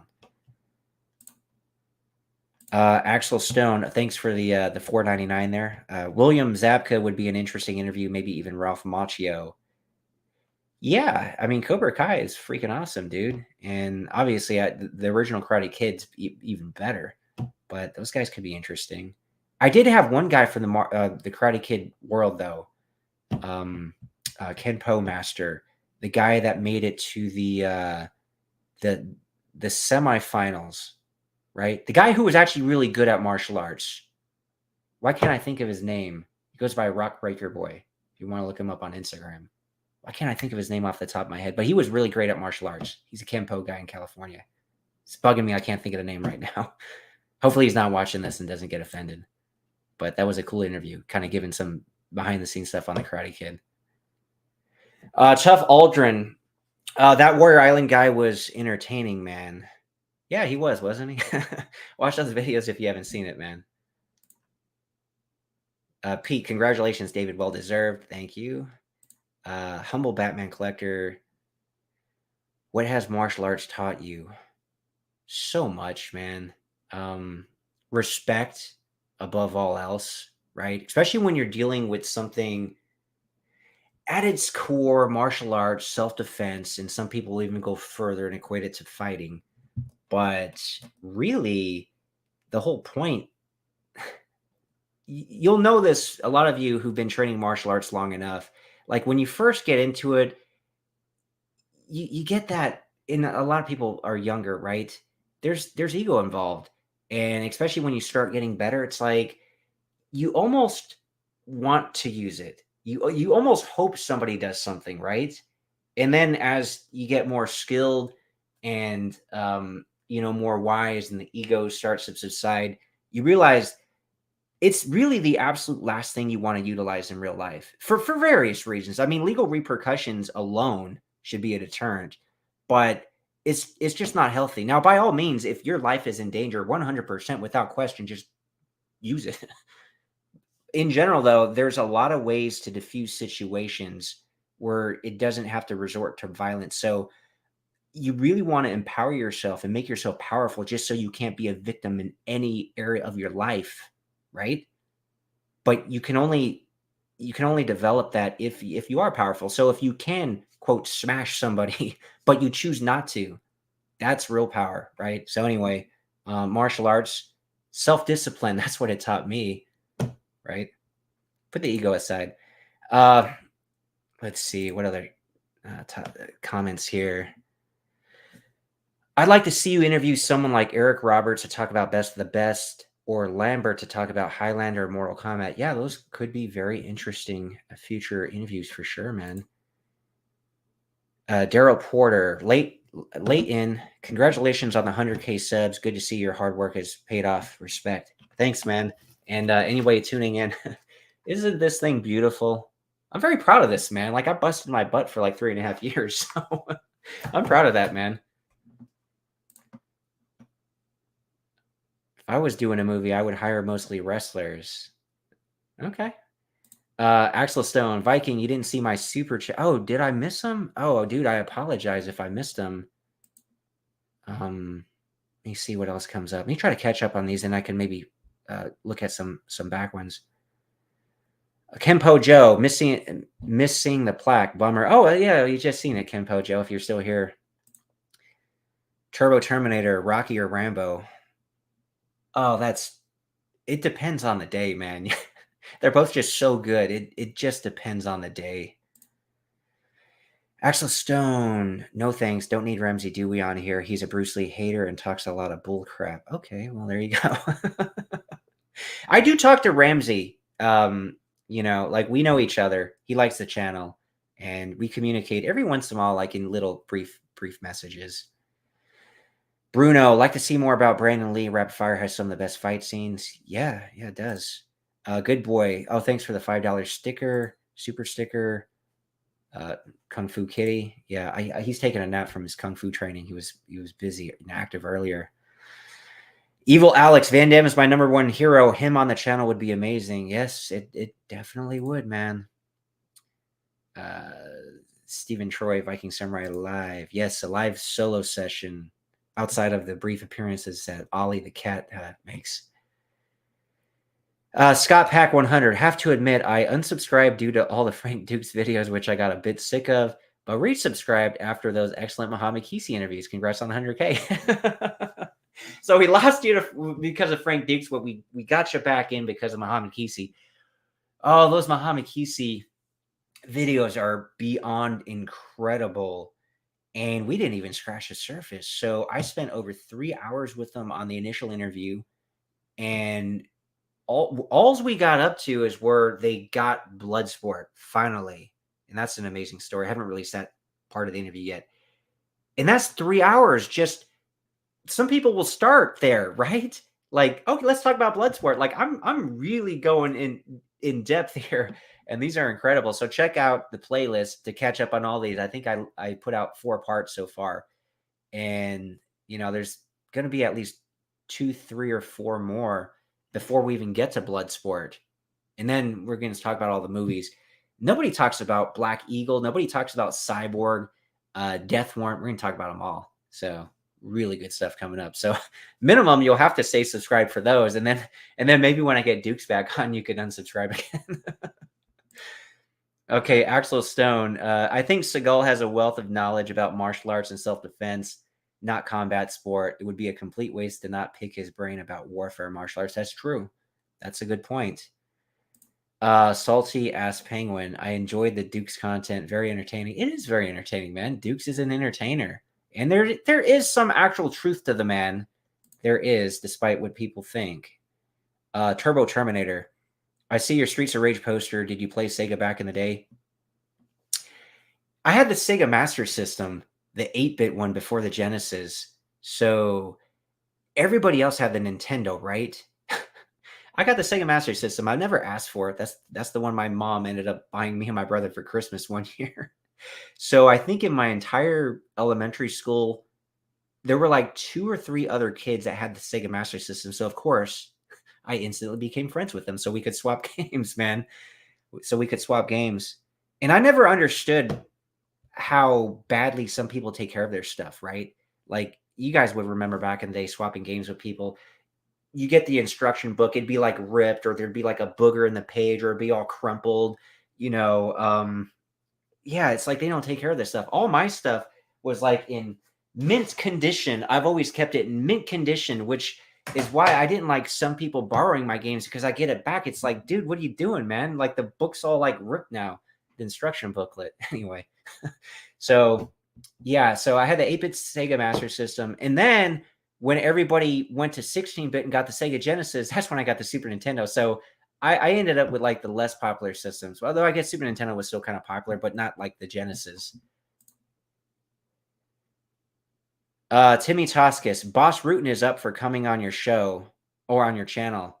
Is he? I mean, did you actually talk to him? If so, that'd be cool. I'd rather not talk about Steven Seagal with him, to be honest, though, because then I'm just going to be like every other channel on YouTube, basically putting out videos crapping on Steven Seagal. Though I'd like to talk to Boss regardless. I already know how he feels about Steven Seagal, though. Dirty Harry Callahan, how old are you, bro? From London. Well, I am 42. 42. So, like I mentioned earlier in the video, man, I still feel like in many ways I'm in my athletic prime. And I point that out because I want people to join my Facebook fitness group linked in the description. So I learned some cool stuff over the course of 30 years. Not only how to develop the body naturally, but also to maintain it, man. Most people I know my age or younger, their knees are shot. Their knees are shot. Now, I don't want to jinx myself, but my knees feel like they did when I was in college. And there's certain ways that I train. Like you don't want to run yourself into the ground.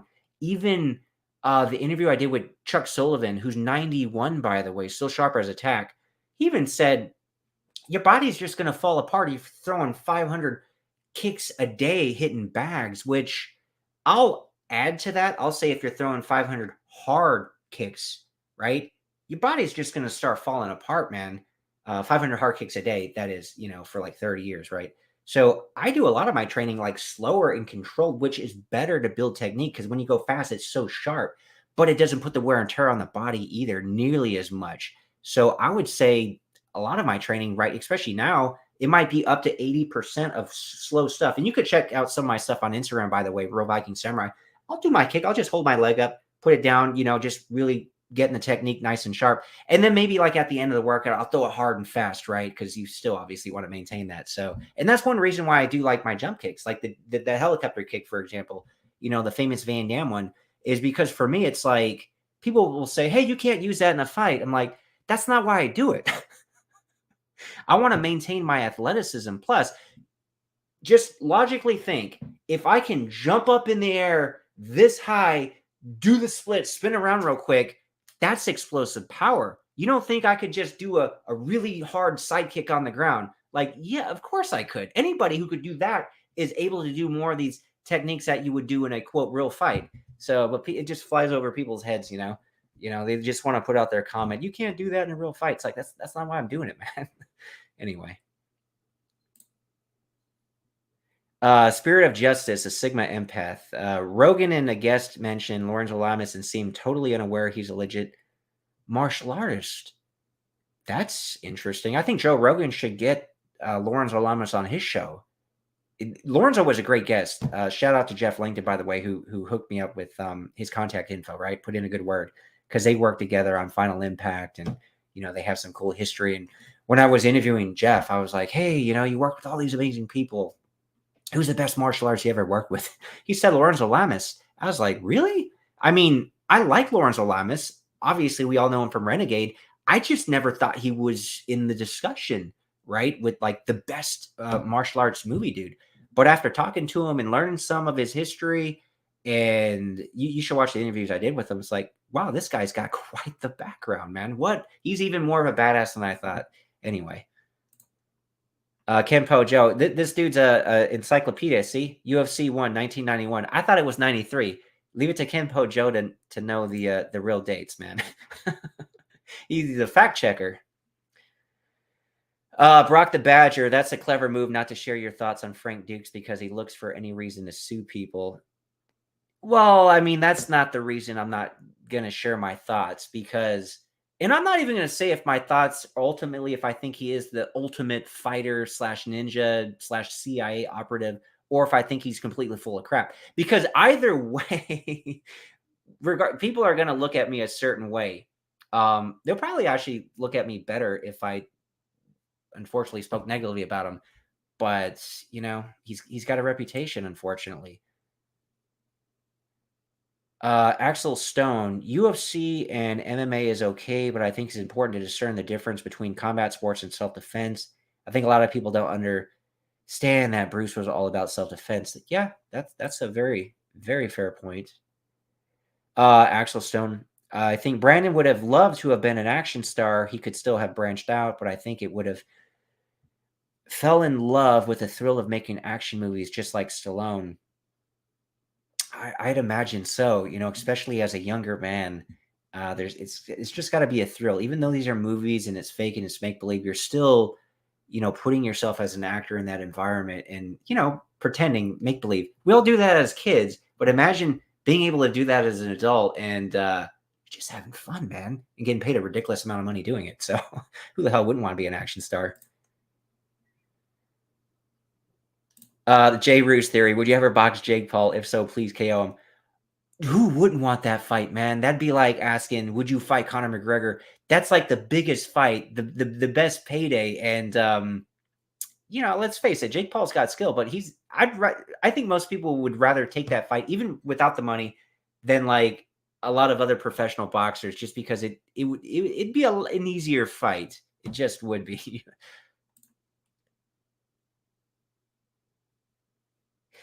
Simon D, do you think martial artist fighters have lost more respect with one another, as James Jefferson suggested? More trash talking and less warrior mindset respect in battle? It's hard to say, because with the UFC, it's sports entertainment. And guys like Connor, maybe they're like that in real life. Part of them is putting on a show, though. And because he's so brash, it sells tickets, man. So as an entertainer, I could understand why him and Chael Sonnen and some of the other guys do what they do. But because they're so popular, other young martial artists may look up to them, and those are not the role models I think they should have. So, where would you rank Jim Cotta amongst the greatest martial arts movies?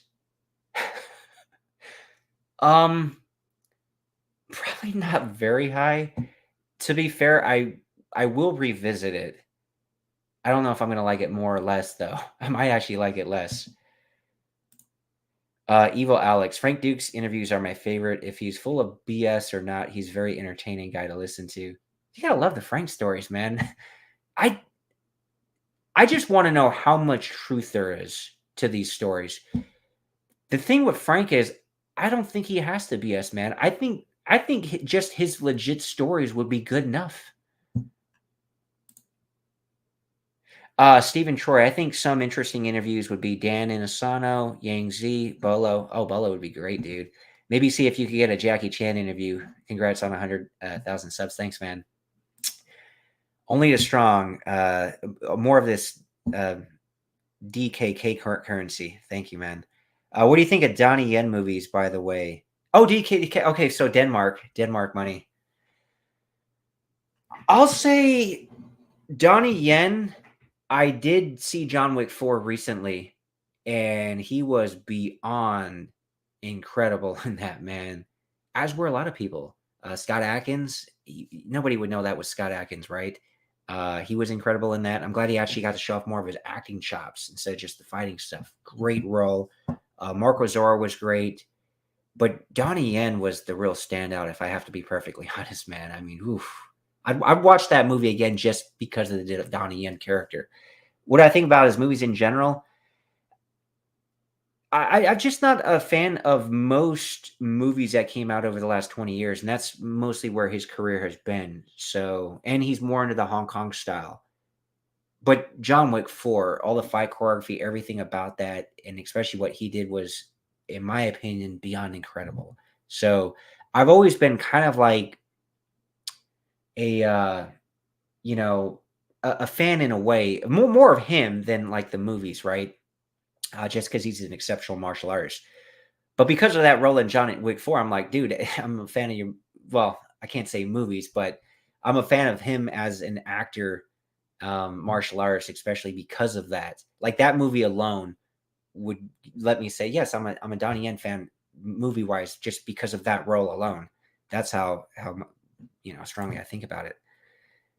Let's see. Axel Stone, huge Stallone fan. He's amazing at 76. Got no problem with anything he takes or does.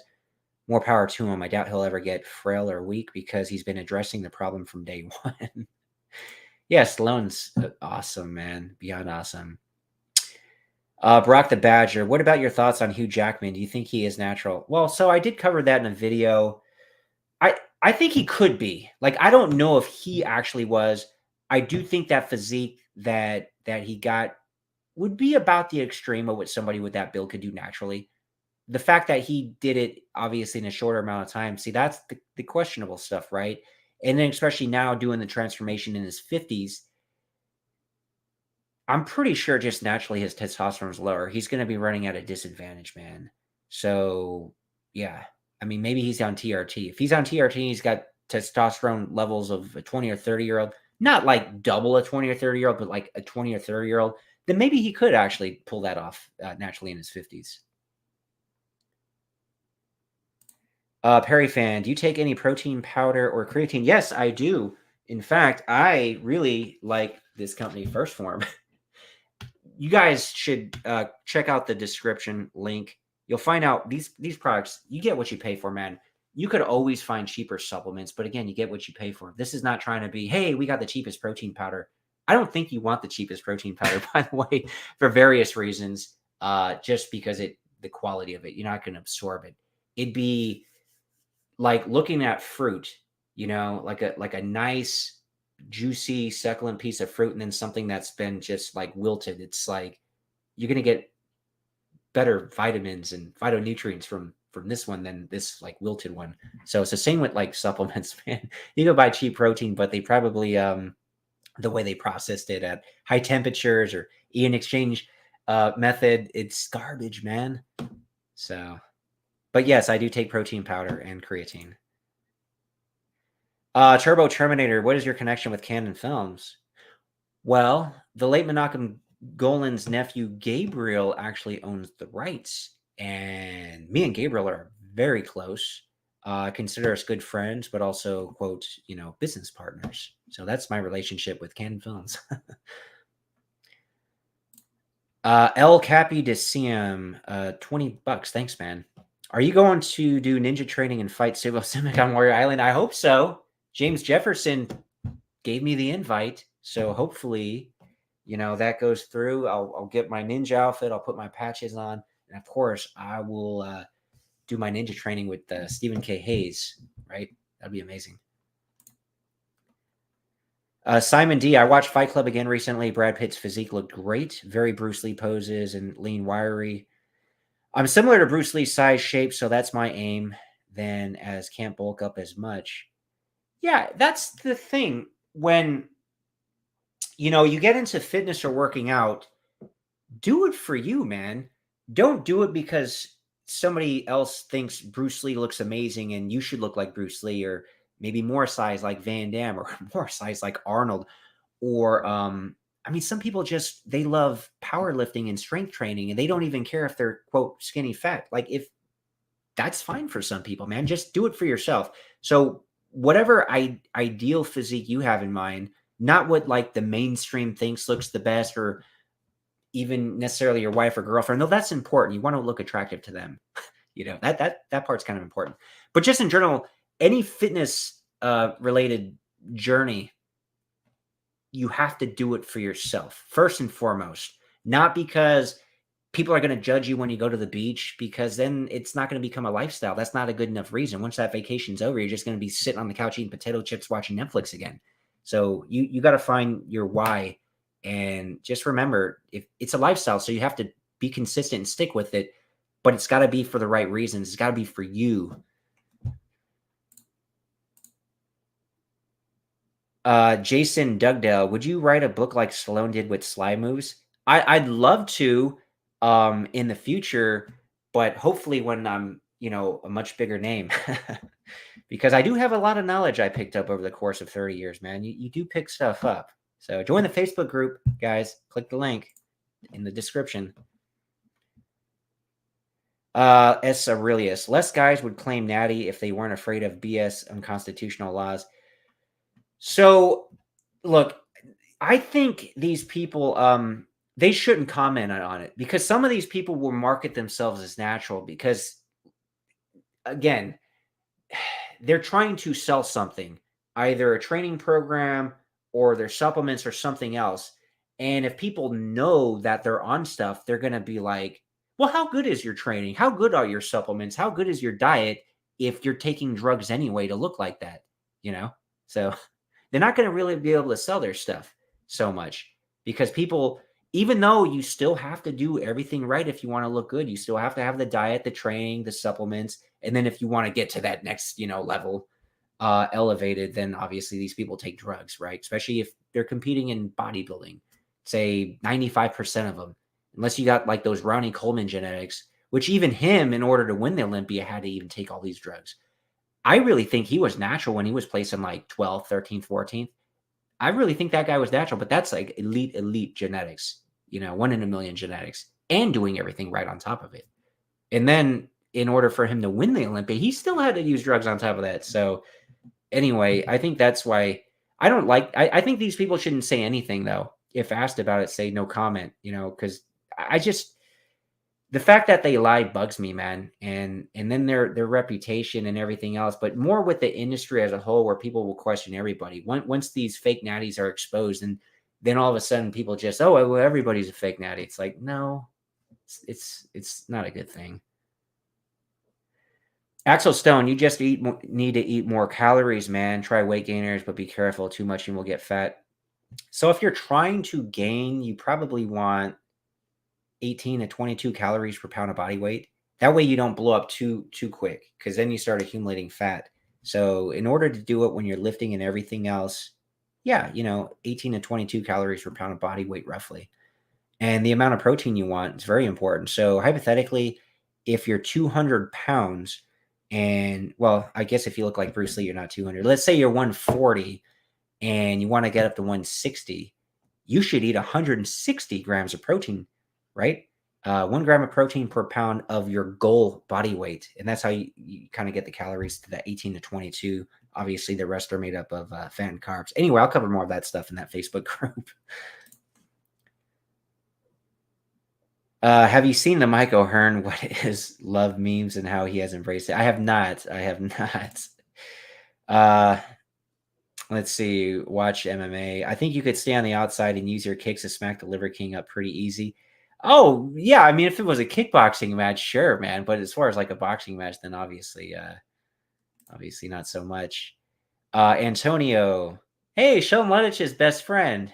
They're really good buddies. It's an inside joke. Hello, Viking Samurai. Just made it on. I think steroids are great when used, not abused. Sports were so much better in the 80s. I don't know if that's a troll comment. Well, everyone is entitled to their own opinion, you know. So if you are a professional athlete, especially a bodybuilder,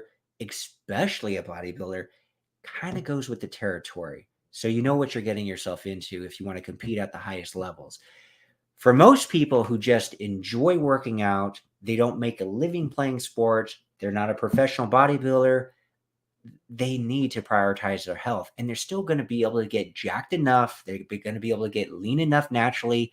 I will always say it's a lifestyle. Do you want your lifestyle to be one of having to take drugs or not? I'd say no. So health first, and then, looks and everything else and performance after that. So for most people, the average gym rat, I think they're an idiot if they take that stuff. That's my opinion. Other people may think otherwise.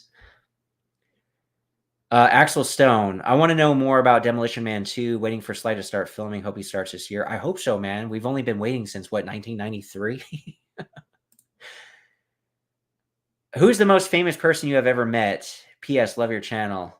Steven Seagal, man. I talked to him on the phone for like an hour last year. It was beyond incredible. It's really funny, too, because one of the first things he asked me, he's like, "You're not recording this, are you?" I'm like, no. Just, I don't even think that's legal. And the other thing, like, morally, I'm not that kind of guy where I'm just, and I've been told some crazy stuff, by the way, not talking about the Steven Seagal conversation, but crazy stuff. And a lot of people will ask if I'm recording. It's like, no, dude, I'm not like some professional investigative reporter, though I try to find out certain things. I'm just a nice guy talking to you on the phone, man. No one's recording anything, but people are always paranoid, right? But some of the stuff people have told me, it's like, well, damn, if I put this out there, my YouTube channel might get banned. I can't talk about this stuff. Anyway. Antonio, tell us about your idea about a podcast with your brother. Will this have anything to do with finance or health? We know you are the guru for both of us. Oh, so instead of doing the other channel, the paranormal channel, if I did do another channel, which I might with my brother, it would be more finance related. And I'll tell you why, for 2 reasons. One, if anybody does any channel, they have to have an interest in the topic. So I am interested in like the stock markets and all that other stuff. And that is my background technically, where, for a while I was a stockbroker. And, I'm still in that industry, but I'm not on the phone doing trade and doing all this other stuff all day. But I do have all those licenses, the 7, the 9, the 10, all that stuff. So I have the education for background for that, and I have an interest in that. And so does my brother. I mean, he's not in the financial field, but he has an interest for it. Plus, he would take half the workload. So, and the other reason too. So you have to like what you're doing. Two, to be 100% perfectly honest, financial related content pays the most. So there would be incentive there, because a lot of the stuff and time I spend, and I've even jokingly said this before, on this channel, I make less than minimum wage, which it's a sad fact, man. Like, some of my videos, yeah, they get big, they go a lot of views, and they do okay. And some of them get less than 5,000 views. And anybody could do the math. Like, every video is a little bit different with the CPM as far as like how much you make. There's, I think, what they call RPM, revenue per mil, how much YouTube makes from advertisers per 1,000 views. And then there's like the CPM, what you get, which is usually less than half that. On average, my videos make about, $5 for 1,000 views. So you could just look at some of the videos and do the math. It's not easy to get 10,000 views on a video. That's $50. Imagine all the videos I do that don't get 10,000 views, and how much time and energy I'm spending. So you'll see a lot of it won't even add up to minimum wage, which is a sad fact. So, working on this thing for 3.5 years and getting this plaque and all these subs, it's not a moneymaker, man. And this is kind of a niche world we're in. But I think the big payoff is all the networking and the people I'm meeting and the other doors just opening and the other opportunities. So, I'm not just like driven by money. I mean, some people are, but there are smart ways where somebody can utilize their channel to try to make it prosperous for themselves. It ain't going to be through ad revenue, though. It's going to be through other avenues. Anyway, the finance channel would be kind of like, okay, I think I could, make some interesting videos and topics and probably make some money off of those actual videos. But again, sponsorships will come in and all this other stuff, so that would be the channel. Probably more info than any of you guys need to know. Dirty Harry Callahan. How many wrists do you think Seagal has broken on the baddies in his movies over the years? A few dozen minimum, man. I hope. Axel Stone. Bruce looking mad on the top shelf. I got a couple Bruce Lee things up here, man. Perry fan, I'd love to see Gary Daniels on the show. Yeah, that would be cool, man. He was one of my favorite guys back in the day. Not so much the movies, but as a martial artist, because I love Van Damme, all the kicks, Philip Ree, all the kicks, and Gary Daniels, he was in way more movies than Philip Ree. So I was exposed more to him. So I loved his martial arts, right? I really did. Antonio, your interviews have been so great. Keep inspiring, brother. Missing Master Frank and Master Paco. Yeah, Paco Preda was another amazing guest I had, man. Hopefully you guys will see more of him on the channel because I do want to train with him next time I'm in California and film that. He is, as far as I know, a 10th degree Shotokan karate master, right? Really, really good guy. Oh, back to Antonio's comment. Would you bring Master Frank as a special guest? I would love to train with Frank Dukes. Who wouldn't, man? I'd love to film that from the channel. And I'm being like completely sincere. I've talked to people that train with him and say, look, this guy has a lot he can show you and teach you. Other people don't think so. I want to find out for myself. That's how I am. I want to find out for myself.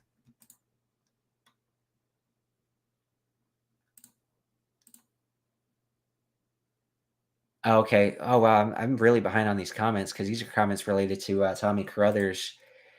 Oh, Hong, always a big supporter. Thanks so much for the $15. I'm finally on live chat and congratulations for the 100K plate. What is your thought between Moore and Lee? I will share my theory in the future, and I bet you it's true, by the way. I bet you it's true. Frank Dukes might be related to this theory, by the way, too. Crazy enough.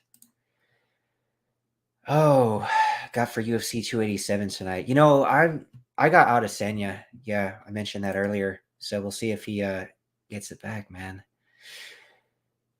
Oh, Robert Weber. I hated doing the forms in Taekwondo as well. Yeah, I mean, it just was never my thing. Like, I respect traditional martial arts and traditional martial artists, and if somebody loves doing forms, great. Great. That's great. Just was never my thing, though.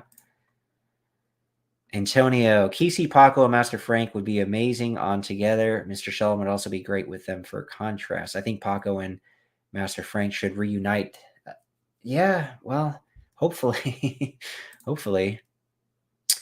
Viking, were you ever in a Jackie Chan movies? Not really. Not the ones from Hong Kong. Now, when he came to the States, when like Rumble in the Bronx came out here and Super Cop, I was into those. I watched those in the theater. I enjoyed those. But I didn't really get into like his Hong Kong films. I just was never really into that style of choreography so much.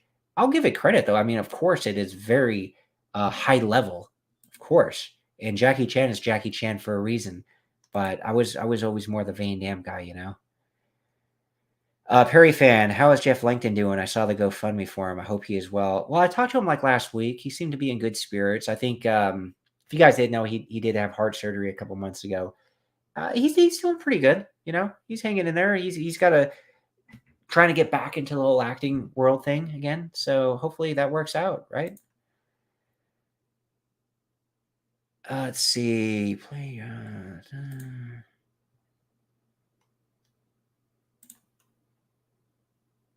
Evil Alex, Van Damme got me into martial arts and training. Bloodsport changed my life, as many of ours. Yeah. And we, again, that going back to Dukes, that's why we have to give him credit because Bloodsport would not have been a thing without Frank. It just wouldn't have. If you were a main actor in a movie, what would the storyline be about? Well, I mean, it, I mean, if it's something I wrote, I have something specifically in mind. If it was just a part that I was offered, then that's a tough one, man. Because I like a lot of different genres. Like, I would prefer it to be action. It doesn't necessarily have to be martial arts, but something more action oriented. I like drama a lot. I like thriller, but yeah, I don't know. That's a tough one, man. I'd go on here talking for 20 minutes saying all these different storylines and ideas. So, I mean, I get to some other comments. Tough Aldrin, what's your take on that boxing movie from the 90s called Gladiator? It had Cuba Gooding Jr. I used to like that one. I haven't seen it, man. I am very aware of it. I think I even own the DVD. I have so many books and DVDs and Blu-rays and video games that I have just not gotten around to yet. Eventually, though, I'll watch that movie. Oh, Alan DeLobby, congratulations. Check out the video I did with Alan. I did a live one a couple months ago. I'm actually going to have him back because he's got some movies getting released on hard copy, right? You can buy Blu-rays for Borrow Time 3, and he's got a vampire movie called Nosferatu, and he's got another movie he's shooting pretty soon with Cyril Simak and some other guys. So, oh, and he works with David Worth all the time. Cinematographer to Bloodsport, also cinematographer / director of Kickboxer. So I'm going to get them on together. So we could talk about Alan's new movies, and then we could pick David Worth's brain about some of this, stuff that he was working on back in the day. Michael Chamberlain, love your channel. I had an abusive narcissistic instructor that caused me to rethink being a martial artist. This channel reminded me of my passion, and I finally found a great teacher. Thanks, Viking. Glad to hear it, man. The great teachers are out there. The great ones are out there. So it's unfortunate if someone finds and spends time with a not so great one, but when you find the great one, it just makes you appreciate him or her even more. And martial arts. Antonio, so proud of you, brother Viking. It's been a lot of fun. Thanks, man. Oh, Simon watched the crap out of Gladiator back in the 90s. The soundtrack and atmosphere was awesome. Hey, I gotta check it out just for the soundtrack, man. Evil Alex, Scott Adkins interviews were great. Hard Target section was super funny. Yeah, I just had to, share my honest thoughts, man. Evil Alex, I love Lionheart, one of my favorites, not just great fights, but also great heartwarming story. Exactly. That's the kind of movie I think any martial artist would love to be in. One that is deeper, right, and can connect, and has a character that audiences fall in love with. It's more than just the fighting, man. Yes, we love the fighting, but it's much more than that. It's real human connection in that one. Antonio, I'm really excited about the interview with Tom Bleecker after you read the book. Yeah, that could be really cool, man. This is assuming Tom will agree to come on, which I don't see why he wouldn't. I could promote his book. Like, you guys probably, I didn't even know about the book. So a lot more people would know about the book and a lot of other stuff. Have you seen all different versions of Lionheart, including the director's cut? What was your thought on the difference? Well, my immediate thought, because I do have that MVD release, is when they do insert those extended sequences, the video quality is so different, right? Like, they didn't really do any work to make it match. So it sticks out in that respect.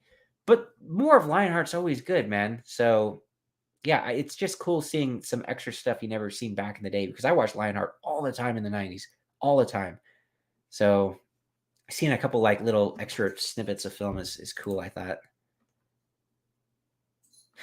Oh, yes, this is how far back I'm on comments. Daryl Vidal is who I was thinking of. Yes, from the Karate Kid. He lost against Johnny Lawrence. I can't believe I couldn't think of his name, of course. And he was another really cool guest. Okay, so Antonio does not like Cobra Kai. Oh, here's more comments. All the Daryl Vidal comments are coming in. Dirty Harry Callahan. How old is Viking Samurai? Said he's middle aged, but looks young, fairly. Yeah, I mean, I'm aging pretty good for the most part. So the fitness lifestyle is the closest thing to the fountain of youth. Obviously, eating healthy, with it. So join the Facebook group. I'm going to share things, right? That'll hopefully help you improve health and fitness.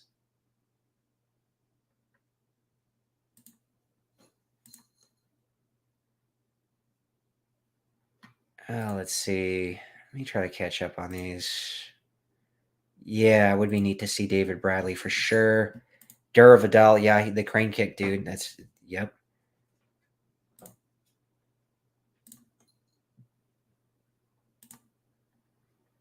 Oh, Turbo Terminator. I'm so happy for your 100K success. You're my favorite YouTuber, and I've been watching for a long time now. I hope you reach over 1 million. You're keeping the 80s and 90s alive. Let's get Van Damme on. Thanks, man. Thanks. Yes, let's get him on someday. Antonio, I love when Don Wilson plays in movies. I want to do a relaunch of In the Heat of the Night, and Don Wilson would be perfect. We would be taking on we would be taking on woke issues in the South. Yeah, that could be interesting. Why not? Fight the good fight, right? All right. Keanu Reeves would be cool to interview for sure, man. I'm no, let's see, Matrix Cabretti. I know I'm not the first to suggest it, but I'd absolutely love to see you interview Adrian Paul. The guy did fantastic work on Highlander. I could probably get him because I know Alexander Nevsky, the Russian Arnold Schwarzenegger, knows and works with him. I could probably ask Nevsky if he could get me in contact with Adrian Paul because I did quite enjoy that Highlander TV series growing up, for sure, man. How about Albert Leong? I don't think you interviewed him, have you? Thought you had, but having a senior moment. Hey, Ken Po Joe, you're supposed to be the human encyclopedia, man. You're supposed to be the fact checker. No senior moments. That's not allowed. No, I have not had him. He would be cool, though. Antonio, I'd love to listen to Master Muhammed Kisi. Yes, me too, man. Like, great interview, man. Let's see. Well, I mean, that's an interesting topic. Why do you think good action stars don't exist anymore? We have Dwayne Johnson. Other than that, I don't see anyone. It's because of Marvel movies, man. Everybody just wants to watch Spider-Man and the Avengers, though I guess it's starting to die out because Shazam 2 bombed. And I heard Marvel's like rethinking a lot of things because I think the latest Ant-Man movie didn't meet projections. So everything's cyclical, man. That's starting to phase out. That's why John Wick 4 is killing it. Creed 3 is killing it at the box office. So I think we're going to have the right movies and soon the right stars again, action stars, that is. Daryl Porter, I love Cyborg. Yeah, me too, man. That's one of those love it or hate it movies. I'm in the love it camp. Did you ever ask Kisi about the Tom Pope ponytail? I have not. Oh, actually, I just noticed there's timestamps on these comments. This one from Carnivorous Barbie, $5 super sticker, 4:16 p.m. Eastern time. It's 4:53. Man, I am so behind, guys. And I got to get to the gym soon. So I'm going to kind of race through some of these. I'm sure a lot of you guys probably tuned out by now because I'm like a half hour late on these comments. Carnivorous Barbie, thanks for that $5 super sticker. Says Lambert was one of my favorite guests. Yeah, he was quite entertaining. And he's coming out with a new book. I'll have him on talking about that book. It'll be good stuff. I love Cyborg too. Let's see. Emmanuel, happy for you, brother. You have definitely earned this. I had a Super Nintendo, by the way. Cool, man. Yeah, we were Super Nintendo brothers. Axel Stone, Jason Statham right now is probably the biggest martial arts action star. That is true. He's still getting those theater movies. Antonio Master Frank would be great in another interview. Jay lives. I like your interview with John Claude's son. You were going to introduce your friend to him who rode bikes also to him. Did that ever occur? Oh, so I was actually going to introduce my brother to him because my brother loves motorcycles as well. He goes to the track. And I know those guys would hit off. Not only do they have the same hobbies, they're just, well, obviously I know my brother a lot more than Van Damme's son, but I could tell they're both just very genuine, kind-hearted people, man. Good company for anyone to spend time with, in my opinion. So, plus they live in the same town. Like, why not hang out, right? Anyway, next time I'm in Simi Valley, that I want to train with Chris Van Dam, right? For the channel, film some cool stuff, and I'll bring my brother along for the training session too. And then, who knows? Maybe they start riding motorcycles together. Who knows? Dirty Harry Callahan. Fender was a bad A. That's true. Axel Stone Viking, make a gaming channel. Wow. I mean, if I do anything, it'll be lives on Twitch or something, but I wouldn't do an actual YouTube channel. Though I love old school games, man. Not a lot more than newer games. Let's see. Oh, there you go, Simon D. I stopped lending my games, VHS, and CDs at school as they would come back trash, and I have to pay for new versions. Yeah, exactly, man. That's always annoying.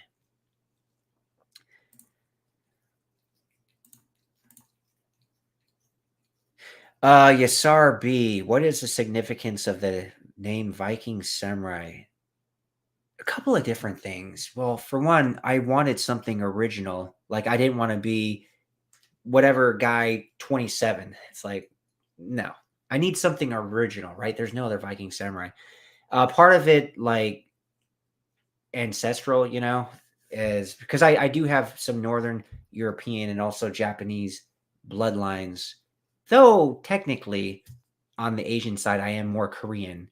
Like, my mom is Korean. So, but I did a DNA test and I am like 10% Japanese. So there's no cultural appropriation police that can get me. And it just sounds cool, right? And what do you think of, like, when you think of Viking? You think more like brutal, right? And then with the samurai, more honorable. Not to say that Vikings can't be honorable and samurais can't be brutal, but just it's like a yin yang thing, right? That's how I think of it. Let's see. I would love to see Boss Bruton on. I appreciate you shining a light on martial artists who didn't compete, but getting some legends of combat would be cool. Yeah, fair point. That's true. I did have Benny the Jet and Don Wilson, so remember, I did have some legends of combat, but not so much in the MMA world yet. Chuck Sullivan is in his 90s. I thought he was in his 70s by how good he looks. That's true, man. Like, nobody believes that dude's 91, so very good. Martial arts training will keep you young. Obviously, fitness too. Antonio, would love for you to get an interview with Cynthia Rothrock. Yeah, she definitely should be a future guest for sure, man. Axel Stallone was 40 in Rambo 3. Yeah, that's crazy to think of Stallone as middle-aged in Rambo 3. I mean, it looked beyond incredible. Axel Stone, Bruce Lee was doing 500 plus kicks and punches per day, sometimes thousands. So I wonder how he'd do today. It's hard to say, man. I think over time he would have probably not given 100% explosive effort on all those. I think he would have been smart enough to know that the body would deteriorate over time. I think he would have, evolved the training, adapted the training. Would you ever get Hulk Hogan on? That would be interesting, right? He was huge in the 80s. Matrix Cobretti, Lorenzo Lamas, and Scott Adkins are the crown jewels of your interviews. They were pretty good. I'll admit that. Bruno, like to see more detailed training videos, more on your own martial arts training. Do you still go to a dojo? So I need to, man. It was actually kind of funny. So the last official dojo I was going to was the Krav Maga training. And after the quarantine, after they started shutting everything down, it wasn't immediate. Some places were still open, at least in the Midwest. But it kind of coincided perfectly because I broke my rib through sparring. I was like, oh, man, it was so annoying. I couldn't even like close my garage door. I could barely get out of the car. Like, when I was still lifting weights, like, you always got to work around your injuries, man. I couldn't do any free weights because all the stability on the core you don't realize unless you got like a broken rib or something. So I was just like using machines, and obviously I couldn't go to the Krav Maga classes anymore. But it just, nobody could go actually around that time. So it was actually kind of perfect because I couldn't really do the training there anymore because of the broken rib. But then when everything did open back up, I really started focusing more on my karate training, and then I had a couple different gyms to train at. And I should probably end up going back to Probably I did like the craft school a lot, so maybe I should continue officially training there. But as a martial artist, and especially as lifetime martial arts, you train martial arts regardless, man, whether you have an official dojo or not. Like, it is good to train with other people, especially if they're better than you, right? That's why it's good to go to the gym if people are stronger than you or if they're more muscular than you, etc. Because the bar is higher. You don't really want to be the big fish in the small pond. I mean, yes, that's good for your ego, but that's not good for your growth, right? So you don't want to be the smartest guy in the room. You got to find a new room type thing. So it's good. The martial arts journey for most people, it's a combination of various teachers, senseis, various dojos and styles, and then also a lot of solo training, which you would simultaneously do. Like, even when I was doing taekwondo back in the day, like 3 days a week, I would train every day though by myself. So that's how people get really good, right? You got to, like, okay, you learn this in class, but now work on it at home. So when you get to the next class, you're that much better than the people that only do it when they're at class for like that hour, 3 days a week or something. But the martial arts journey for everybody, they always have like their solo. It's like I always say the black belt's the beginning, right? You know the techniques. Now you really just got to, like, I won't say perfect them because you never really perfect them, but get them as close to perfection as you can, right? And then I'll get into a much longer discussion about martial arts in a future video. I'm just gonna go off on I could talk about that stuff all day. Let me catch up to these comments. So I had a very interesting point that I was going to make as an evolution of martial arts from what I found and from what other people who've trained decades had just kind of ended up doing too. That's probably a topic for another video though, man. Yeah, a worthy topic. Oh, Terminator T800, your work, Viking, is incredible. Mike the Machine Bruce, I did interviews. He's another cool guy, and I used the neck harness that he's associated with. I did a video on that where I grew my neck like 3/4 of an inch in a month because I never directly trained it. So getting all that stimulus 3 times a week actually got good results. But Mike says, "Congrats, my friend. You are a good man. Always forward, and salute to you." I really appreciate that. Really appreciate that, Mike. Let's see.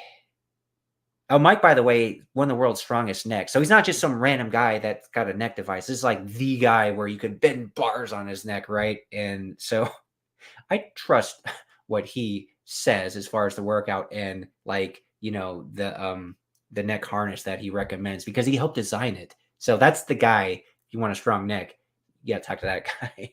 Look up his stuff. Let's see other comments here. Keep up the great work. Let's see. Oh, Matrix. Daryl Porter says, Matrix Cobretti, good to see you, bro. I will be listening to your awesome 80s workout tunes again as getting back into it after a tough winter. Yeah, okay. So, guys, check out the Matrix Cobretti's awesome 80s workout tunes. Rustum, who's your favorite martial arts actor? Well, I'd have to say Van Damme. A lot of people who watch the channel, we got a lot of Van Damme fans here, so he's my favorite. Oh, Stephen Troy, my Taekwondo teacher, Grandmaster Joe Young Kim, told me he used to do 2,000 plus kicks per day when he lived in Seoul, Korea. It was done over an entire day in like 3 training sessions. Hey, man, practice makes perfect. Practice makes perfect. There's pros and cons to everything. And I'm pretty sure all those, the 2,000 kicks weren't 100% explosive all out because there are so many benefits in training the technique slower, medium, and fast. But my point is that, your body will fall apart, unfortunately. Not in a year, not in 2 years. I'm talking, I mean, I've been doing it for almost 30 years. That's why I say that. And I say that because, again, like, my knees still feel amazing. And a lot of people my age, their knees are shot, unfortunately. But it's more than that. There's other things, there's dietary things. You got to have like essential fatty acids, other things, things that can reduce inflammation in your body. I think collagen supplements help, right? Collagen peptides and things that help your body produce collagen. So it's a combination of a lot of things. Okay. Wow, I'm still I'm 40 minutes behind on these comments, man. I like your interview with Jean-Claude's son. Okay. Oh, actually, why are these showing up again? Let me skip ahead. I apologize if I miss any of your guys' comments or questions. I am already more than a half hour behind, and I need to run to do my workout very shortly. This is really great, though, spending time. And I didn't expect this many people coming in here with all these great, comments and questions. And again, I appreciate you all because every one of you have helped me get this. Like every one of the subscribers. So I appreciate you all. And I apologize if I don't get to the comment or the question. Eddie B, are you going to do an update on R. Marcus Taylor and Michael Jai White? That was one of your best interviews. It was something, man. It was something. So I would love to get Michael Jai White's side of the story and relationship experience with R. Marcus Taylor. I would love to hear it, man, and I know you guys would too, because that video with R. Marcus, we did the live, which did okay on views, but the one that broke up with just the Michael Jai White segment, 250,000 views. So people like that video. I like that video. I want to hear Michael Jai White's side. But ultimately, I think those guys should work on a movie together. That would be cool, right? Who knows? Maybe someday. Okay. Jesus. Okay, I'm just gonna kind of go through some of these real quick now. And what do you, Thai Boy 15? What do you think of the last Kumite now that you've interviewed the executive producer?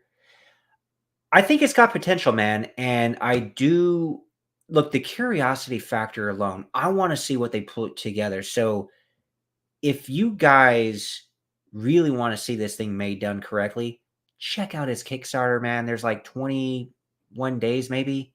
It's only like 20 something days left. And last time I checked, they were only halfway to the goal. I hope he gets that goal, man, because it's hard enough making a movie with a very small budget. And even if he hits that Kickstarter goal, he's still going to be making it on a very small budget. But if he doesn't hit the Kickstarter goal, it's going to be a much, much smaller budget. So even though the Kickstarter goal is like, say, 180,000, no, 160,000, I think, and they got about 80. The problem is if they don't get the full funding for the Kickstarter, they don't get any of that 80. They get zero, right? Like Charlie and the Chocolate Factory, you get nothing. That's how Kickstarter is, and if you don't hit the goal. So I hope they get that, man, because I want to see the movie. Terminator T-800. Of course, he would know this. Believe it or not, James Cameron is now kicking around ideas for Terminator 7. Why not, man? Why not? Mark Varley. I've written a script for Rambo 6. It's called Rambo Blood Transfusion. He gets into a fight with someone in a hospital for some reason. Okay, I don't know if that script's going to sell, man. Maybe you could pitch that to Stallone, though.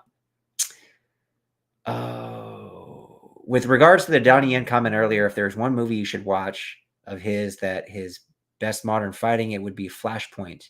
You will not be disappointed.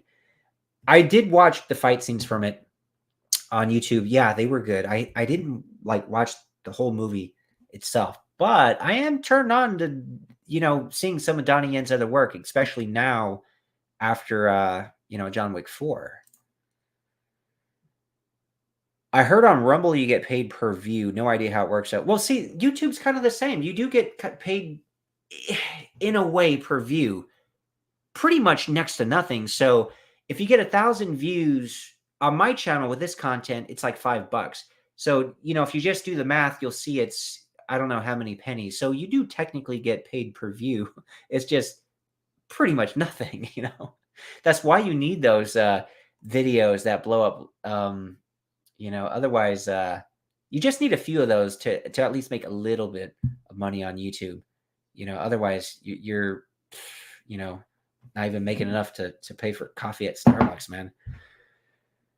Oh, let's see. Martin, my buddy Martin. I believe at 50, testosterone is brilliant. It increases energy, is great for bedroom things, and also reduces body fat. Do you think that makes sense, or could you swap that for natural products? That is hard to say. I, because they do have a few things in the supplement world. Basically, what you would want to do is make sure you're doing the bare minimums with just the lifestyle. You're trying to reduce your stress. You're trying to get enough sleep. You have saturated fat in your diet, natural saturated fat, by the way, not trans fatty garbage processed stuff that will kill you. It would, but natural saturated fat, like the fat on a steak, that's a precursor to natural testosterone production. You are drinking enough water because if you're dehydrated, your testosterone levels go down. You need enough magnesium and zinc in your diet, right? Or through supplementation, because those minerals help your testosterone production. So you got to have all that stuff taken care of.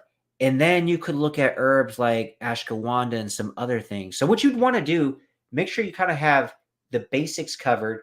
Get a testosterone test. You could click the link in the description, man. I think my link still works if you want to get tested for like $1. But if you want to do a test in your own home, it's a little bit more than that, and they'll send you this test kit. Let's get checked. But click the sponsors and the links to get that tested, or just go to your doctor to get your yearly physical. So see where you're at, and then get your life in order. Like I mentioned, those minimum things you got to do. Get another test, or add some things like the ashwagandha or some other products. They have even the company that I like a lot, First Form, has a testosterone booster with different herbs in it. So I would always recommend doing that, trying that first, to see if it boosts your levels enough where you're back in the natural realm. And if none of that works, talk to your doctor, because at that point, maybe you talk about, testosterone replacement therapy. But I still think 50, I don't see why your levels couldn't be okay if you have the right lifestyle and then a natural supplement, right? Like a natural testosterone boosting supplement with some of these herbs. I think you probably could be okay. But if it's still low, then at that point, maybe you need TRT, man. Who's your favorite martial artist growing up? Oh, in your childhood years, that of course, yeah, Jean-Claude Van Damme. Where could you get testosterone in the UK? I'm not sure, man. But if you're low, talk to the doctor, man. They would probably have to prescribe that, right? Are you hoping that the full feature film of Kung Fury will be good? Hopefully. Hopefully, man. Let's see. Simon D, I'd love to see you in the last Kumite or a movie fight with your rivals MJW or Scott Adkins after trashing their films. I should that would be great. That would be yeah, I would actually like to see that too. I'll just remind Scott, hey, remember what I said about Hard Target 2? I'm sure you could put up help come up with some really great choreography, or Michael Jai White with Welcome to Sudden Death, man. I gotta call it how I see it though. You guys can watch those movies. Watch Welcome to Sudden Death on Netflix, and then watch the original Sudden Death, and then watch Hard Target 2, which I don't know where you could see that. Maybe Netflix, some other streaming service, and then watch Hard Target, and you will see why I feel the way I do, because you're probably going to feel the same, right? I'll just put it this way. I don't think in 20 years someone's going to create a YouTube channel with martial arts films, say, make 2020s great again. Ain't going to happen, man. Unless they're talking about like John Wick 4 or something, right? Okay, let's go over some more of these. You should also have Samuel Kwan on your show. I can help out with good questions. Samuel Kwan or Samuel Kwok? Because I know that's like a Wing Chun expert. So I'll have to look into that. I don't know if you misspelled the name or if that's a different dude I got to look into. Axel Stone, I recently saw an interview with Gary Daniels. He's all spiritual, tree hugging now. Kind of weird. A lot of people seem to go that route. Still seems like a cool guy, though. Okay, so he went all hippie on us. Interesting.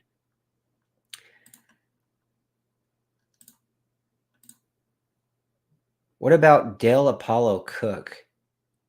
Again, it could be an interesting guy, I think he was an actual kickboxing champion.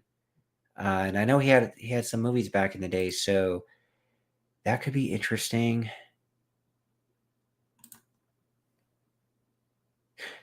Stephen Troy, Viking Samurai has me hooked on watching the old Lorenzo Lamas, the Renegade shows. I watched up to season 4 in the last month. 5 seasons of Renegade is on YouTube and also on Peacock TV. Yeah, those actually hold up quite well. I really like that Muscle Beach episode with Corey Everson, by the way. That one I actually watched semi-recently. That was cool.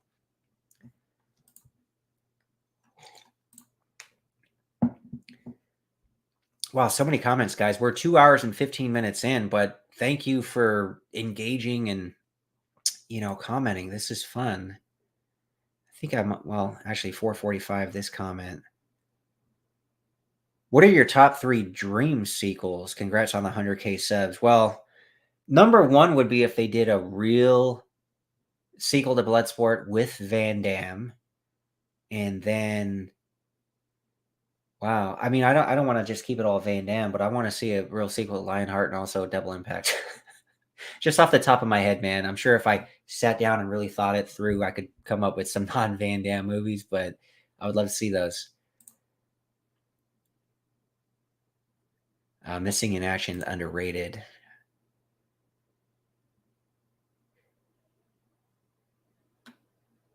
Oh, this guy, you don't need stuff till your mid-50s. I mean, that very well might be true for a lot of people.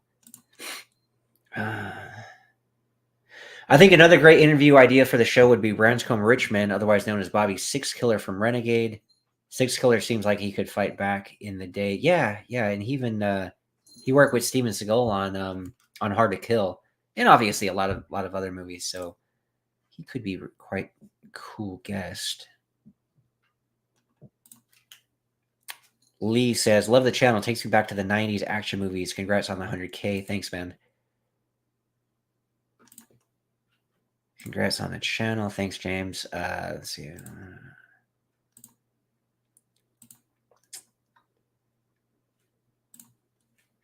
Axel Stone, be cautious. I think he might have misspelled cautious. Be cautious about Tom Bleecker. He has got some interesting information and inside stories, but he also has been known to fabricate lies about Bruce. He married Linda, Bruce's wife, after Bruce died. That is an interesting bit of trivia that he did marry Bruce's wife, Linda.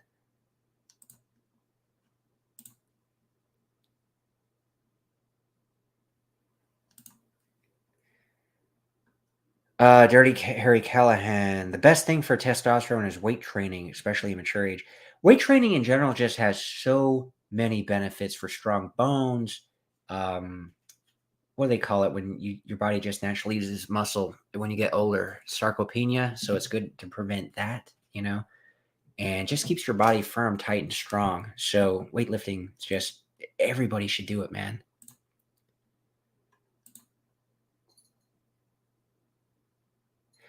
Branscombe Richmond would have some great stories to tell. I do not doubt that at all.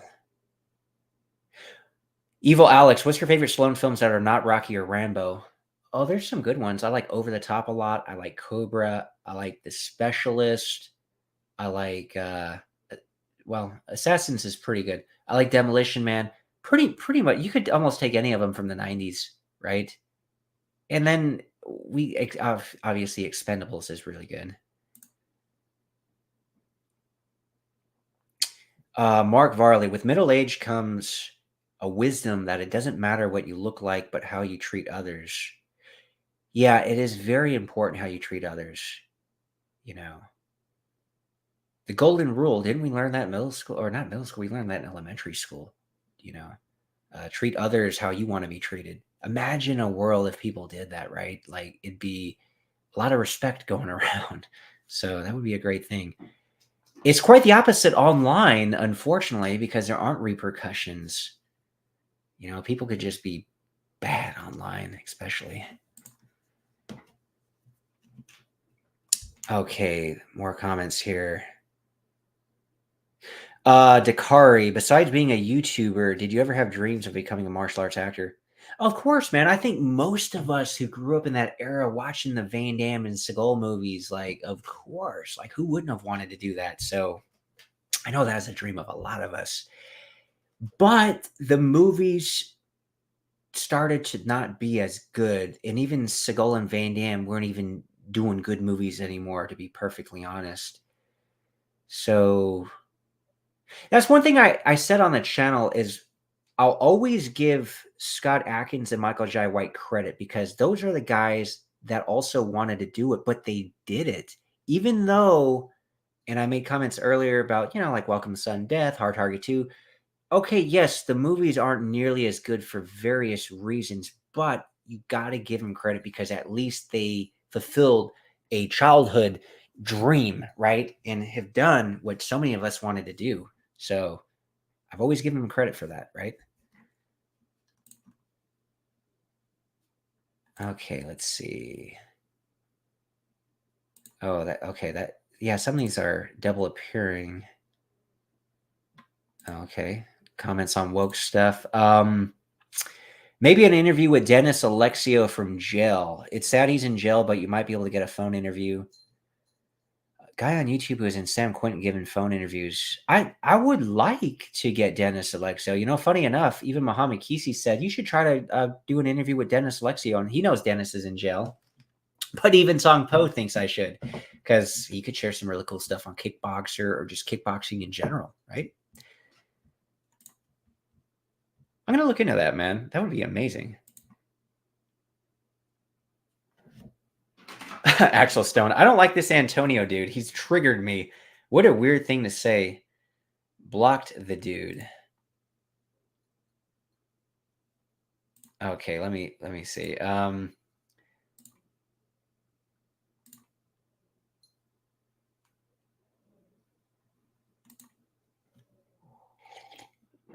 Oh, that's a funny question.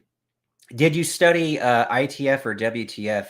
Back in the day, I didn't even know, man. Like it was just Taekwondo. They just had Taekwondo schools. But from the research I did, even though these techniques, in my opinion, are garbage, where they had knife defense and gun defense, I guess it was ITF, right? Because I'm pretty sure WTF is more like Olympic style sparring and all that kind of stuff. Now, we did spar a lot, but the Taekwondo that I did was, quote, self defense oriented, not sport oriented. I much prefer the Krav Maga weapon disarms, by the way.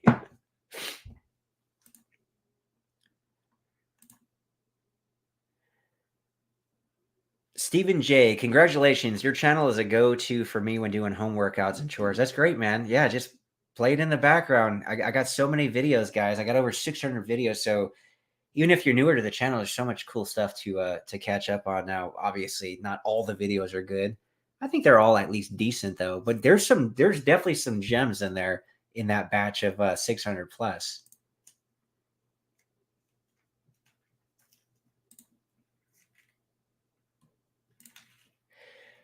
Okay, Viking Samurai, congrats on the 100K in your YouTube plaque. Thanks, man. Appreciate that. Okay, so now I'm only about 15 minutes behind on these comments. Stephen Troy, yes, you're right, Viking. Grandmaster Kim would throw a lot of kicks into the air or half-speed kicks. Not all 2000 kicks would be all out heavy back power kicks. Your knees would be shot at a young age. Exactly, they would, man. They would. So going back to working out, what I always say and tell people, the more important thing, obviously health, but after that, you want to feel good, right? So I incorporate yoga type things, mobility, stretching, all that. You want to feel good. And then you want to look good. A lot of people, especially when they're young, they just focus, I want to look good. Well, who wouldn't, especially on the beach? But as you get older and it's a lifestyle, you're going to prioritize the health first and foremost, and then the feeling good, right? And then the looking good part obviously comes into play. But yeah, definitely make sure you incorporate some kind of mobility or stretching into your fitness routine. Otherwise, you're just not going to feel that great, even if you look good. Antonio, I think we should celebrate 100,000 subs with revealing what is inside of the super top secret box. I discussed the box, Antonio, earlier, and we will reveal that when the time is right. Let's see. Brock the Badger. We all appreciate you too. You've created such a great channel. Very interesting and informative. I love it. Thanks again, Viking Samurai. Thanks, man. Jason, well done on the plaque. Channel's awesome. You can only get bigger and bigger. Yeah, it's definitely. Oh, so going back to the YouTube journey, it's interesting because it took forever to get up to 50,000. I really just kind of stalled out around 48, 49. I was like, it's taken forever to get to 50. How the heck am I ever going to get 100? Because I figured once I get to that 50, I'm halfway there, but it would have already been like, you know, 3 years, or almost 3 years. So for whatever reason, man, I had a couple of really nice hits and the momentum really picked up. So once I hit 50, it was just really getting momentum. So YouTube, it comes in waves, man. It's like a stock chart, you can't just buy an investment or a stock and I think I have to go this way for this example. Expect it just to kind of go up like this. No, it's gonna go like this, and anyway. But from point A to point B, there's a lot of zigs and zags, and sometimes you get those spikes, and sometimes you get those flat lines. Ideally, you don't get any declines. I mean, I have lost subs from some videos. I'm not going to say which ones, but it is what it is. The vast majority of them gain subs, so the channel's always growing.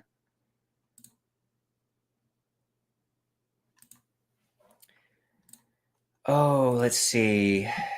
It's 526. I'm at comments from 512.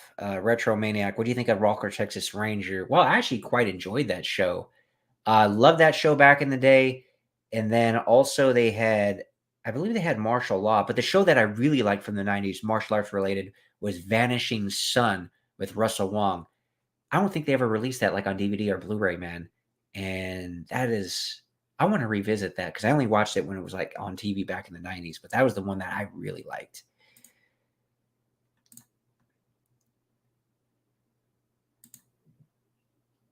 Okay. Axel Stone, you skipped my message about Statham taking over the Expendables. Well, I mean, Stallone is getting a lot older, and I think Statham is the guy to do it. So I'm fine with it, to be honest, if that was the question. Lewis, congrats on the 100K. Thank you. Evil Alex, Chuck Norris would be a great to interview. I mean, beside doing decent action flicks, and he was a friend of Bruce Lee and knew that legend and is a living legend himself. Yeah, I'd love to get Chuck on here. 100% would love that. Hopefully that could happen this year. Excited about Expendables 4. I don't know, man. I'm cautiously optimistic. Dakari, I would be amazed by you interviewing King Kasugi on your show. Yeah, that could be cool, man. What are your thoughts on judo? Heard it's a good martial art to get into if you suffer from flat feet. I think judo got a lot more respect after Ronda Rousey was dominating, right? We seen some really cool application in some MMA fights with it. Any plans to get Cynthia Rothrock on the channel? Yeah, I would love to go live with her, right? So you guys can interact with us. That would be incredible. And she could tell us about, the new movie, the Black Creek film. And she's actually got a few projects because she's associated with the Last Kumite as well. So, she could kind of give us some insight into that. And that'd be cool, man. This guy never knew Dennis Alexio was in jail. Yeah, I think it was like tax related stuff, kind of like what happened with Wesley Snipes in a way. Okay, Antonio says he's not weird, he's just eccentric. So I don't know if you want to keep him blocked or not. He's eccentric, not weird.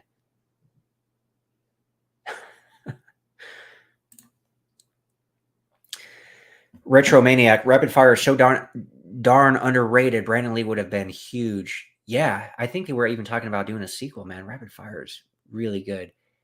And you have a good supporting cast. You have damn, what's that dude's name? I can't think of that dude's name. Really good actor that was in that. I think the same guy that was in Sudden Death, right?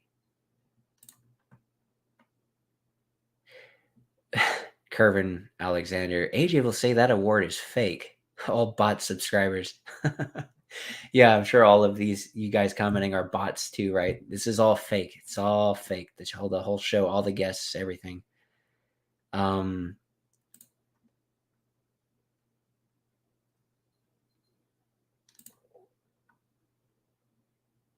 Evil Alex. Training and stretching every day makes you feel way better, not just looking better. Health comes first. Eating healthy, training good, feeling good.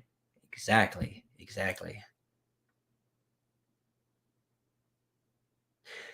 Stephen Troy, I think the best thing for Taekwondo or any kicking martial art is to do a lot of stretching. Yoga, Pilates, Tai Chi, you get the flexibility first and then later you get the good kicks. Yes. Build the foundation. That's the foundation for a lot of this stuff. Matrix, hey Viking, what's your favorite Dolph Lundgren movie, not counting Rocky 4, of course? Showdown in Little Tokyo. Yeah. I do actually like that more than Universal Soldier. So that's my answer. Oh, Matrix says Vanishing Sun's on Tubi. Cool. I'll have to get on Tubi for that, man. Yeah, see, a lot of these people like Vanishing Sun.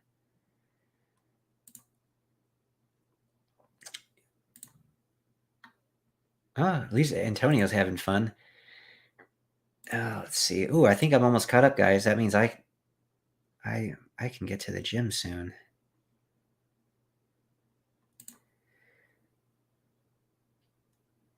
Antonio thinks Vic Moore and Chuck Norris should have another bout. No, I don't think so. Oh, hey, Galactus. Happy Easter. Thanks, man. Happy Easter to all you guys and girls and everyone else. Phil Malavic. Oh, you did show up, man. Cool. It's amazing being able to connect with so many people who share the same views and values and to meet heroes who inspired us to grow. Congratulations again and keep the dream alive for us. Thanks, man. And we did a great video talking about why they don't make those kind of action movies anymore with those kind of action stars that they used to in the 80s and 90s. So that was a great discussion, man. That was a good one. Yes, Spirit of Justice. Powers Booth. That's the other guy I couldn't remember. Yeah, some of these names I'm just not remembering, man. Oh, Rasquando. Congratulations. Same question. Still, in your opinion and knowledge, what is the most effective way you know of to deal with a low kick? Well, I mean, ideally just get out of the way, or I guess you could check it. But, checking kicks can actually hurt, but it's still better to do that than not. Oh, you know what you can do? Here's a deterrent.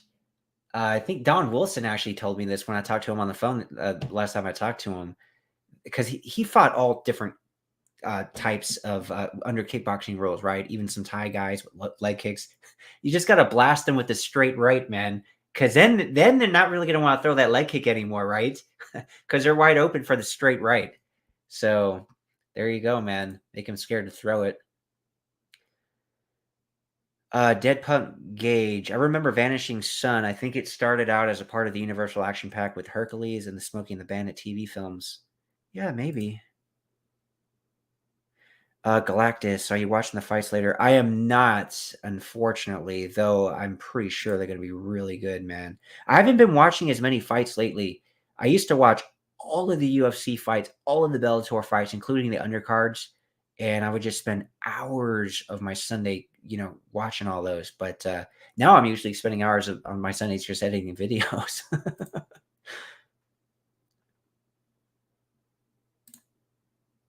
Thanks, Galactus. Red Scorpion. Oh, Red Scorpion's good. One with Dolph, sure. Ali Luciano, what are your thoughts on the 3-hour long version of First Blood? I haven't seen the 3-hour long version, man. I'd be curious to, though. RM, VS, any chances we'll see a Seagal interview? He owes you one.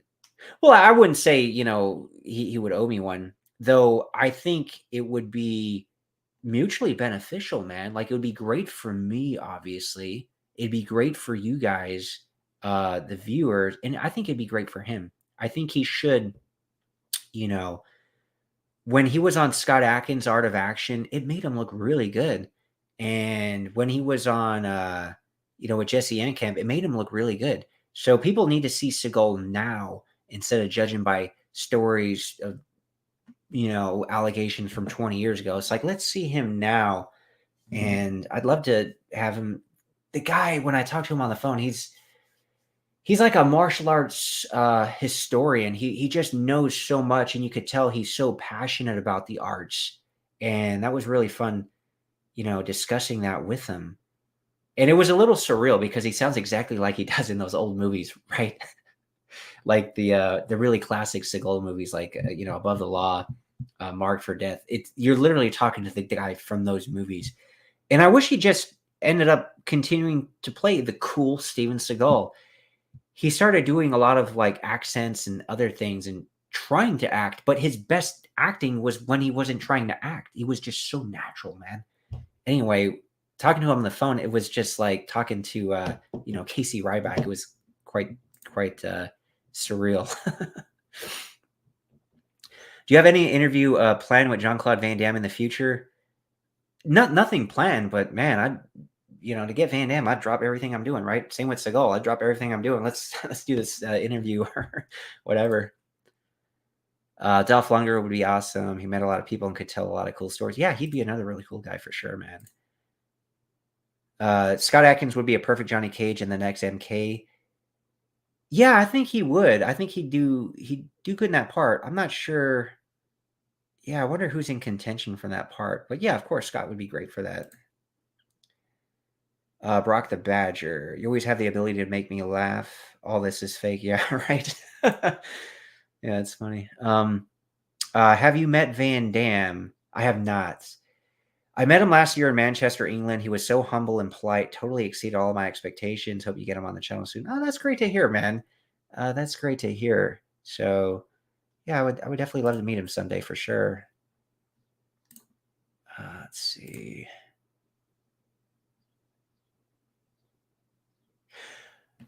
VS, what's your thoughts on all these relatively young people, some of them athletes that are suddenly passing? I don't know if I'm allowed to comment on YouTube about that. I hear a lot of things because my wife works in healthcare and she talks to a lot of people, and it's sad with what's going on, but I don't really want to say too much. I don't think we're allowed to, right? Let's see. Dead Punk Gage, you've got to talk to veteran martial arts actors like Al Young, James Liu, underrated action villains and actors. Yes, James Liu was a guy that I do have his contact info, and we briefly exchanged messages. And then I think he's retired now, but he was doing his last movie at the time. And then, I was, again, like, I'm never caught up on channel related things. I mean, look how far back. Actually, I'm caught up on these comments finally. But I got to reconnect with him, long story short, and get him on for sure. Evil Alex, Frank and Sheldon crossover interview would be hell of entertaining, but probably never happen. They would just insult each other all the interview. It would be entertaining though. And I think they could come. Look, as a moderator, I'd want to just kind of have them reminisce about the good times more than, maybe throw a couple of jabs initially just to get that out of their system. And then let's just, like what the channel does, take people back to the 80s and 90s and reminisce about the good times. That would be wonderful, right? Phil Milovic, Seagal's birthday is in 2 days, so there's a chance. Wow, Seagal. Oh, and you know who just recently had a birthday? Frank Dukes a few days ago. So, happy birthday, Frank Dukes, and happy soon birthday, Steven Seagal. Oh, Stephen Troy, Viking Samurai, do you split up your body when you stretch every week, such as a bodybuilder would do weight training, or do you stretch the entire body each day? Oh, that's a good question. I actually stretch the whole body. Let's see. Do you split every body when you stretch every week? And I stretch minimum 5 days a week, by the way, because I go to the gym 5 days a week. So I stretch first before every workout, which this may be the one time I can't because my gym's going to close at 7 and it's already 5:40. But I do have access to a secondary gym, which if you anyone follows my Instagram, Real Viking Samurai, I'll post some stuff there. So I have to go to that one because it's a 24-hour gym. In fact, you know what? I'm just going to do the full workout there. Yeah, why gym hop? Oh, but to answer the question, I'm thinking out loud here. Yeah, I do stretch the whole body in each session. I do. I do. Antonio, I think they all owe you because Bloodsport movie prices went up $2 and stayed there. We'll get JCBD soon. Let's see. Oh, Gareth. Like many of us, the one constant in our lives has been martial arts. We watch everything else come and go. Yeah, there's a lot of lifetime martial artists in this group for sure. Did you study martial arts in your childhood? Yes, yes. Since 8th grade, I mentioned earlier, I did start with judo for like a year in elementary school. That wasn't like when I wanted to do martial arts. So that was more like my parents forcing me into activities as most parents do to most kids, right? But when I was like, I need to learn this, I want to learn this, that was 8th grade. That was starting with Taekwondo. And a lot of it had to do not only with Bloodsport, but a lot of it had to do with Best of the Best, Philip Ree. Dead Punk Gage. I like to imagine him sounding exactly as he did in Out for Justice. Okay, so that's the one when he kind of started putting on the accent, right? And I always thought he was Italian growing up because of that, man. Antonio says Scott is too tall for Johnny Cage. Viking Samurai would be a better choice. Well, they're gonna want to use a name, man. But anyway, Antonio, thanks for the support, man. Hopefully, I'll at least get a some role in some movie. Right? There's a couple things in discussion behind the scenes. So, Garrett Smith, how long would be a fantastic interview? I heard one of his interviews several months ago, and he was fantastic. I'm sold, man. Dude's work with everybody, right? Hey, Garrett Smith, happy birthday, Frank Dukes. Matrix Cobretti, Jackie Chan's birthday just happened too. So all these amazing martial arts just having birthdays, man. That's cool. Oh, speaking of birthdays, man. So I share the same birthday with Scott Adkins and also Sho Kasugi. So that's kind of cool, man. That's kind of cool.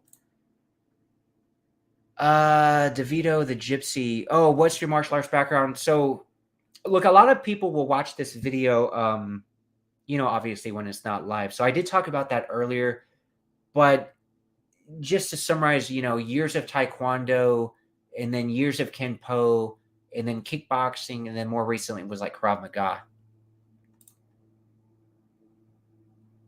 Evil Alex, both Frank and Sheldon interviews were my favorite. Great work. Always like to see them on the channel. Yeah, imagine them together, man. Okay, I'm about to wrap this up, guys. Thanks for still commenting here. Dead Punk Gage, maybe a little off, but how about a guy like Michael Dudikoff? I remember loving the American Ninja films growing up, and as campy as those movies were, they got a lot of kids into martial arts. It'd be cool to get Dudikoff on here for sure, man. For sure. Ravindo, fantastic work and commitment, David. Greetings from the Caribbean. I like the Caribbean. Any plans point system fight or live tournament via your channel? Wishing you the best. Oh, speaking of a tournament, again, something the channel has there's different opportunities and doors that the channel leads to, and it's related to a conference I have tomorrow. More behind the scenes stuff I do that you'll never see on the channel, but hopefully I can work into it. So there is what I will call a big multi-day event planned, possibly at the end of the year, with a lot of different fights and fighters and martial arts and all kinds of stuff that I'm involved with trying to help put together with, some guys who have done it and who have connections, right?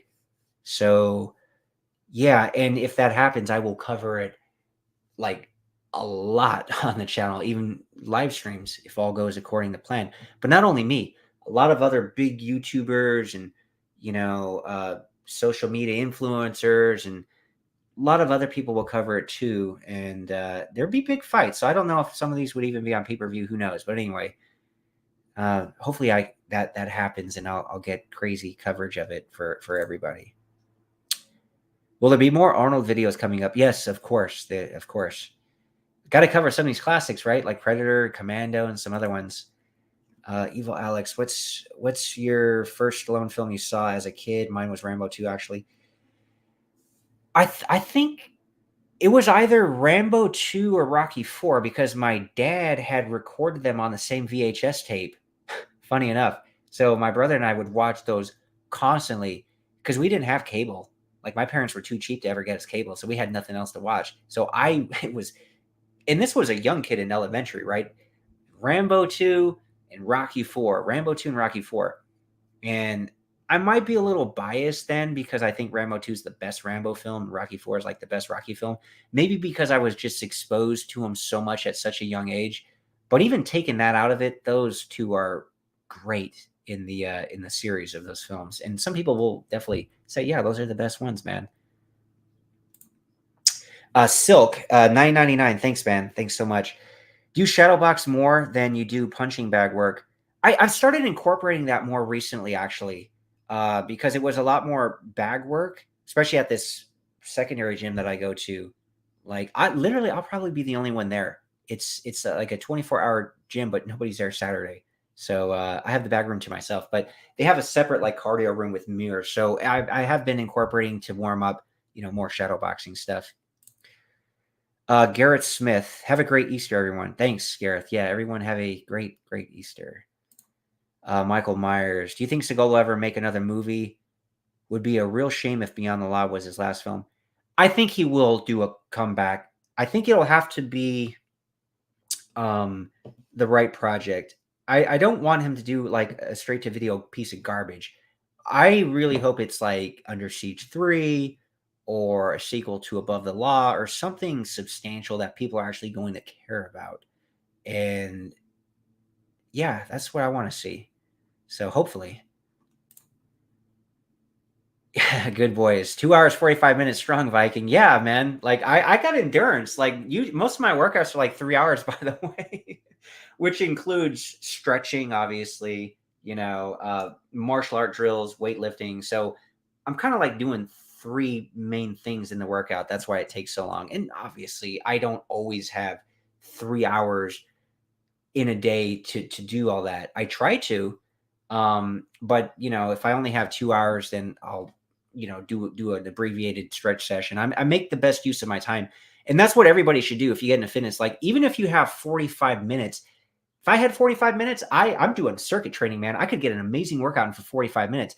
But if I don't have to, I'm not going to. Like if I could get my like say hour and 15 minutes of weight training or even an hour, I'm going to do that and structure accordingly. But I always have like a plan in my head, like a blueprint, and then I can always on the fly, depending on like adjust accordingly. But I'm going to give all this information and knowledge, by the way, my Facebook fitness group, which is linked in the description below. I got a lot of cool stuff to share, man. And I'll be active in there, throughout the week. And I want people to ask me questions in there because that's gives me something directly personal where I could, just, okay, this is what, say Brian asked. Hey, Brian, okay, here's my answer to that. It'd be really cool to engage with some of you guys in there if you're into like the fitness health stuff. Diesel Glaive, congrats on your 100K subs, brother. Your hard work and dedication to your passion and your community is second to none. Keep up the good work and make the world your oyster. Thanks, man. Appreciate that. Speaking of dedication, I don't usually cut my workout outs for anybody. I'm doing that for you guys because I should have been at the gym over an hour ago, by the way. But you guys are worth it. Thanks for all these comments and questions. DeVito the Gypsy, your kicks are getting better and better, man. Yeah, follow me on Real Viking Samurai, the Instagram. I do post some of my training on there. Dakari, if Brandon Lee was alive, could be amazed to bring him to your show one day. Well, yeah, absolutely incredible, man. If that were the case, it's very sad what happened to him and his father, man. Very sad. Deeb, are there Viking Samurai Juniors? And if so, do you brainwash them with great 80s and 90s content like I do with my son, whether he likes it or not? I, I would, actually. And, well, there are Viking Samurai cat children. We'll see if there will be a real Viking Samurai Junior person. That's still a possibility, because my wife will even say, you know, this are her words, not mine, by the way. Say your genes are too good not to pass on. So I'm like, they're not bad, So it would be a shame, But all jokes aside, I mean, she's serious with that comment, but it would be cool to brainwash them with the 80s and 90s movies, right? For sure. Robert Tanker, thanks for the $5, man. Congratulations on the 100K. Well deserved. The channel gets better and better. I really enjoy all the interviews. Yeah, thanks, man. It is funny how the channel evolved because in September 2019, I started making videos, and it wasn't until March of 2021, about a year and a half later, is when I did the first interview. Was never the plan to do interviews, never the plan to meet any of these people. It just happened, and that's where it evolved. And this year, where it's evolving, now I'm doing lives. This, of course, is my first solo live. I usually do them with guests, which is really cool. And you'll be seeing a lot more of those this year. Try to maybe even do like one once a week, right? To start. But that's where it's kind of evolved, and there'll be some other things I'll cover too. You'll see. But the channel's always evolving. But yeah, people do like the interviews. I like the interviews. I never thought I would be talking to all these people. It's even outside of the interviews on the channel. Like I'm like, I can't believe I'm talking to these guys that made these movies back then, or were in these movies, or like martial arts grandmasters, etc. It's kind of cool that the channel got me in contact with all these people, and I stay in contact with the vast majority of them. Even outside of what you guys see in the videos, really cool stuff. Let's see this comment. Rambo 2 and Rocky 4. What a hell of a double feature. Exactly, man. It's crazy because those movies came out in the same year. So Sylvester Stallone is huge now, but I think those came out in 85? Can you imagine coming out? I think Back to the Future also came out. And that was like the number one movie in the world. But having the number 2 and 3 movies in the same year, I mean, that's just how big of a deal Stallone was. And I'll say still is, right? He's still a very big deal. It will always be a big deal. But 85 was ridiculous, man. Sunny Purewall, how can we get as shredded as you? Do you subscribe to any particular diet or regimen? Join the Facebook group, man. But you really want to keep track of the calories, man, until you get to a certain, area. Because you got to be in, you just have to be in a deficit over the course of like a week and a month. But you don't want to rush it. You don't want to sacrifice muscle by trying to lose too much weight too quick. So, and in order to maintain it, especially if you're in a caloric deficit, that's where you really want to do your strength training, your weightlifting. Join the Facebook group. I'll cover that way, way more thoroughly. But it's consistency above all else, man. And eating the right foods day in and day out. As far as any particular diet or regimen, you have to just come up with your own list of foods that you can stick with that are healthy enough. Healthy enough is the key, right? Because no one's going to stick with 100% only healthy, great foods. Like, you got to live your life too, right? DeVito, congrats on the 100,000, brother. Thanks, man. Sonny says, congrats on that. Thanks, man. RM, were you influenced by pumping iron when bodybuilders looked healthy? Yes, man. I look, even though those guys were on stuff, obviously the dosages were way lower and they were probably only on steroids. They weren't on all the growth hormone, the insulin, the other stuff bodybuilders do now where they look like mutant freaks. They still look human enough. So yes, I was very motivated by that, man. How could you not be? Arnold in his prime with so great. Such a good looking physique, right? So, and even that squat session he did with Ed Corney, right? Where he's Ed Corney passes out afterwards, man. There was like a lot of camaraderie back then. Like working out was just fun, right? I mean, usually I work out by myself now, but I had some really great people I worked out with in my history of working out. You know, my brother really got me started. Love working out with him. Have some really cool workout partners. Had good friends I worked out with. It is funner, though. I don't mind being the lone wolf. Like a lot of you, because again, like who's gonna work out with me now at like 6 o'clock on a Saturday? You know, like I look consistency above all else. So I'm going regardless. So anyway, it is fun when you have these partners to train with, and you've seen that in pumping iron. Big A, hey man, the clips you put on IG is pretty inspiring. I'm 43 and recently dropped almost 28 pounds. Just got the tone up now. Congrats, man. That's great. You dropped the 28 pounds, so that's good. Yeah, just tone up, man, with the weights and some other stuff. That's good. Great stream, brother. Thanks, man. Filmolovic, brothers, we don't want our Viking to lose his gains. Let's give him time to train. Okay, I'm gonna cut out in 1 second. Don't worry, Filmolovic. I'm not shrinking, man. Gotta stimulate these muscles. It is pull day. It's back day. I gotta do back and buys. Get some blood back in here before they do start shrinking. Gotta be consistent. Adib, thank you for your time to respond to us. Hope you get to your workout. Don't worry, I will. Luckily, this gym that I'm going to go to, I'm not going to gym hop, just going to go straight to the one that's open 24 hours. And I'll probably be the only one there, man. I might film some cool stuff for that Instagram, bring my little phone tripod with me or something.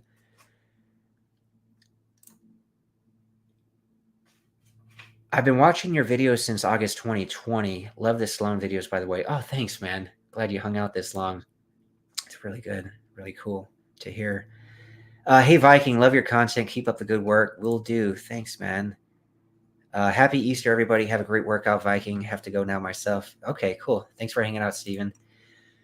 Oh, Lark. Slice Stallone's a man. He's my childhood hero and still is. Yes, like many of us.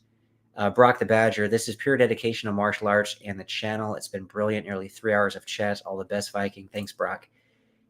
Evil Alex. How you got an interview with Frank? I think it's hard to get an interview with him. So much people hating on him in the martial arts group. That was the hardest interview I ever got, by the way, because I had to talk to so many different people and so many people had to put in the good work. Like, hey, you can trust the Viking Samurai. He's a nice guy. He's a good guy. That took a lot of work, probably like 6 months and many, many, many, many hours on the phone with many different people. And I'm glad I got that interview. It was great, man. I like Frank. A lot of people have different opinions on him, but he has some support too. There's some people that really do like him, who've gotten to know him. Dakari, what's your favorite series of martial arts movies? Series? Well, you really can't say Bloodsport or Kickboxer. Well, I guess some of the Kickboxer sequels were pretty good with Sasha, right? But I guess Bloodsport 2 with Daniel Bernhardt was pretty good, but definitely can't say that because he also did part 3 and 4. I don't know about the series, man. Usually I think of the films by themselves, right? Because a lot of times they just get progressively worse. I guess you got to give a shout out to Undisputed. Even though the first one didn't have Scott Adkins, it had Wesley Snipes and Ving Rhames. Then the Ving Rhames character was played by Michael J. White in the second one, and then it introduced Scott Adkins, which blew a lot of people away, myself included, especially with that Guyver kick. I was like, the hell is that? Rewind, I was like, let me see that again. It's like, who is this guy? And then, Scott did good with part 3, and then obviously Boyka. Now people are still waiting for part 5. So, yeah, you'd have to put that in discussion as far as series. Because they kind of kept the quality, at least, unlike a lot of other martial art movie series. DeVito, do you believe in styles of fighting? I think the more important thing is always the individual, and if they are a fighter, right, whether they had formal training or not, I think that is more important in order for somebody to win fights. Michael McCormick, music and film. Congratulations on your success. I spoke with Sheldon Leddish the other day and told him he needs to make you a star. Thanks for your great channel. Hey, man, if I get funding for the film that I wrote with a buddy of mine, then look, I think it's a great movie. And I know Sheldon likes the script and is open to directing it. So I think a lot of people can be a star if playing the right character in the right movie, and a lot of other stuff in the movie have to be right. You know, like you got to have the right. Obviously, casting's huge with the different co-stars. You got to have the right score. It's got to be edited a certain way. So I think it's just the right project, man. Sylvester Stallone is a star because of Rocky. Van Damme is a star because of Bloodsport. I think a lot of people who didn't get as big could have potentially been stars had they had the right project. So having the right project and the right character, right? Lionheart is really what turned a lot of people on to Van Damme, myself included, because we just love that character. So I believe, and I told Scott Adkins this in an interview, like having the right movie and character. He look, he's big, right? He makes a good living doing what he's been doing, and John Wick 4 is great. But I just don't think he quite had his Lionheart movie, to be perfectly honest. Even though he did really good, and a lot of people know Boyka.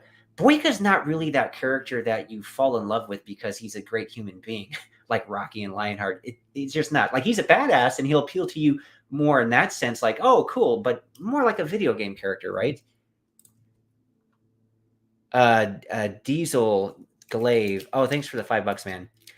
Rambo 2 and Rocky 4 were both ageless pieces of cinema, two of the absolute best. When he grabbed that mic and said, Murdoch, I'm coming for you. Oh, that is so powerful, man. I agree. That's so good. Thoughts on Master of the Universe movie? It's not something I rewatch. That's my thoughts. Yeah, I was never really a fan. It's not something I revisit. Hey Viking, greetings from Cyprus. Would you ever interview Donald Gibb? Thanks for all the great content. Of course, man. Who would not want Donald Gibb? That'd be great. Why not add it to the Bloodsport playlist? I got so many Bloodsport related videos, man. That would be good. Yes, the Kickboxer sequels were pretty good. Hey, Martin's still here, or he came back. I've been here a long time, Martin. 3 hours, man. I'm sure you left for a while. He probably played golf or something.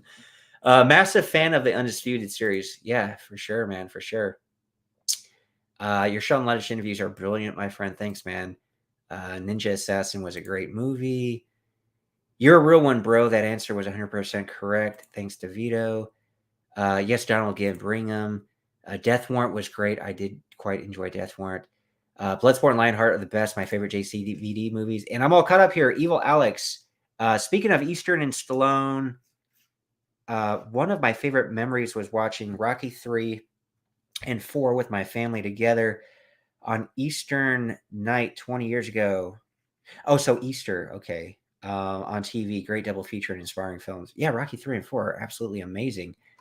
Okay, so I'm going to cut out, guys. It looks like, okay, one more comment. Turbo Terminator. Do you have a favorite professional wrestler from back in the 80s and 90s? Kind of. I like what Hulk Hogan stood for, right? Like, I really, really like what he stood for. But, being a kid, the one that I wanted to look like, if I'm just going more the physique, Ultimate Warrior, he's like, oh, this guy looks so crazy. He was like the closest one to look like a bodybuilder. So just going by the look, I like the Ultimate Warrior. But going by like the values and character, Hulk Hogan, man, that was the guy for me. Anyway, thanks so much for joining the live, guys. And yeah, 3 hours in. Maybe I'll do another one of these. This was really fun in engaging with the comments. And of course, once more, I have to thank every one of you because otherwise I would not have got this plaque. So whether you're new to the channel or you've been here for a while, I know I have a lot of you old school dudes. Thank you so much for the continued support, and let's get to the next level. So, and one last thanks Diesel for the $5. And all right, thanks guys. Thanks. And make sure if you're free this Wednesday, 3 p.m. Eastern Time, 12 Pacific, Derek Wayne Johnson, amazing martial artist, but you will know him more as the great documentary filmmaker. So join, please, if you guys can. Thanks. Now it's time for me to work out.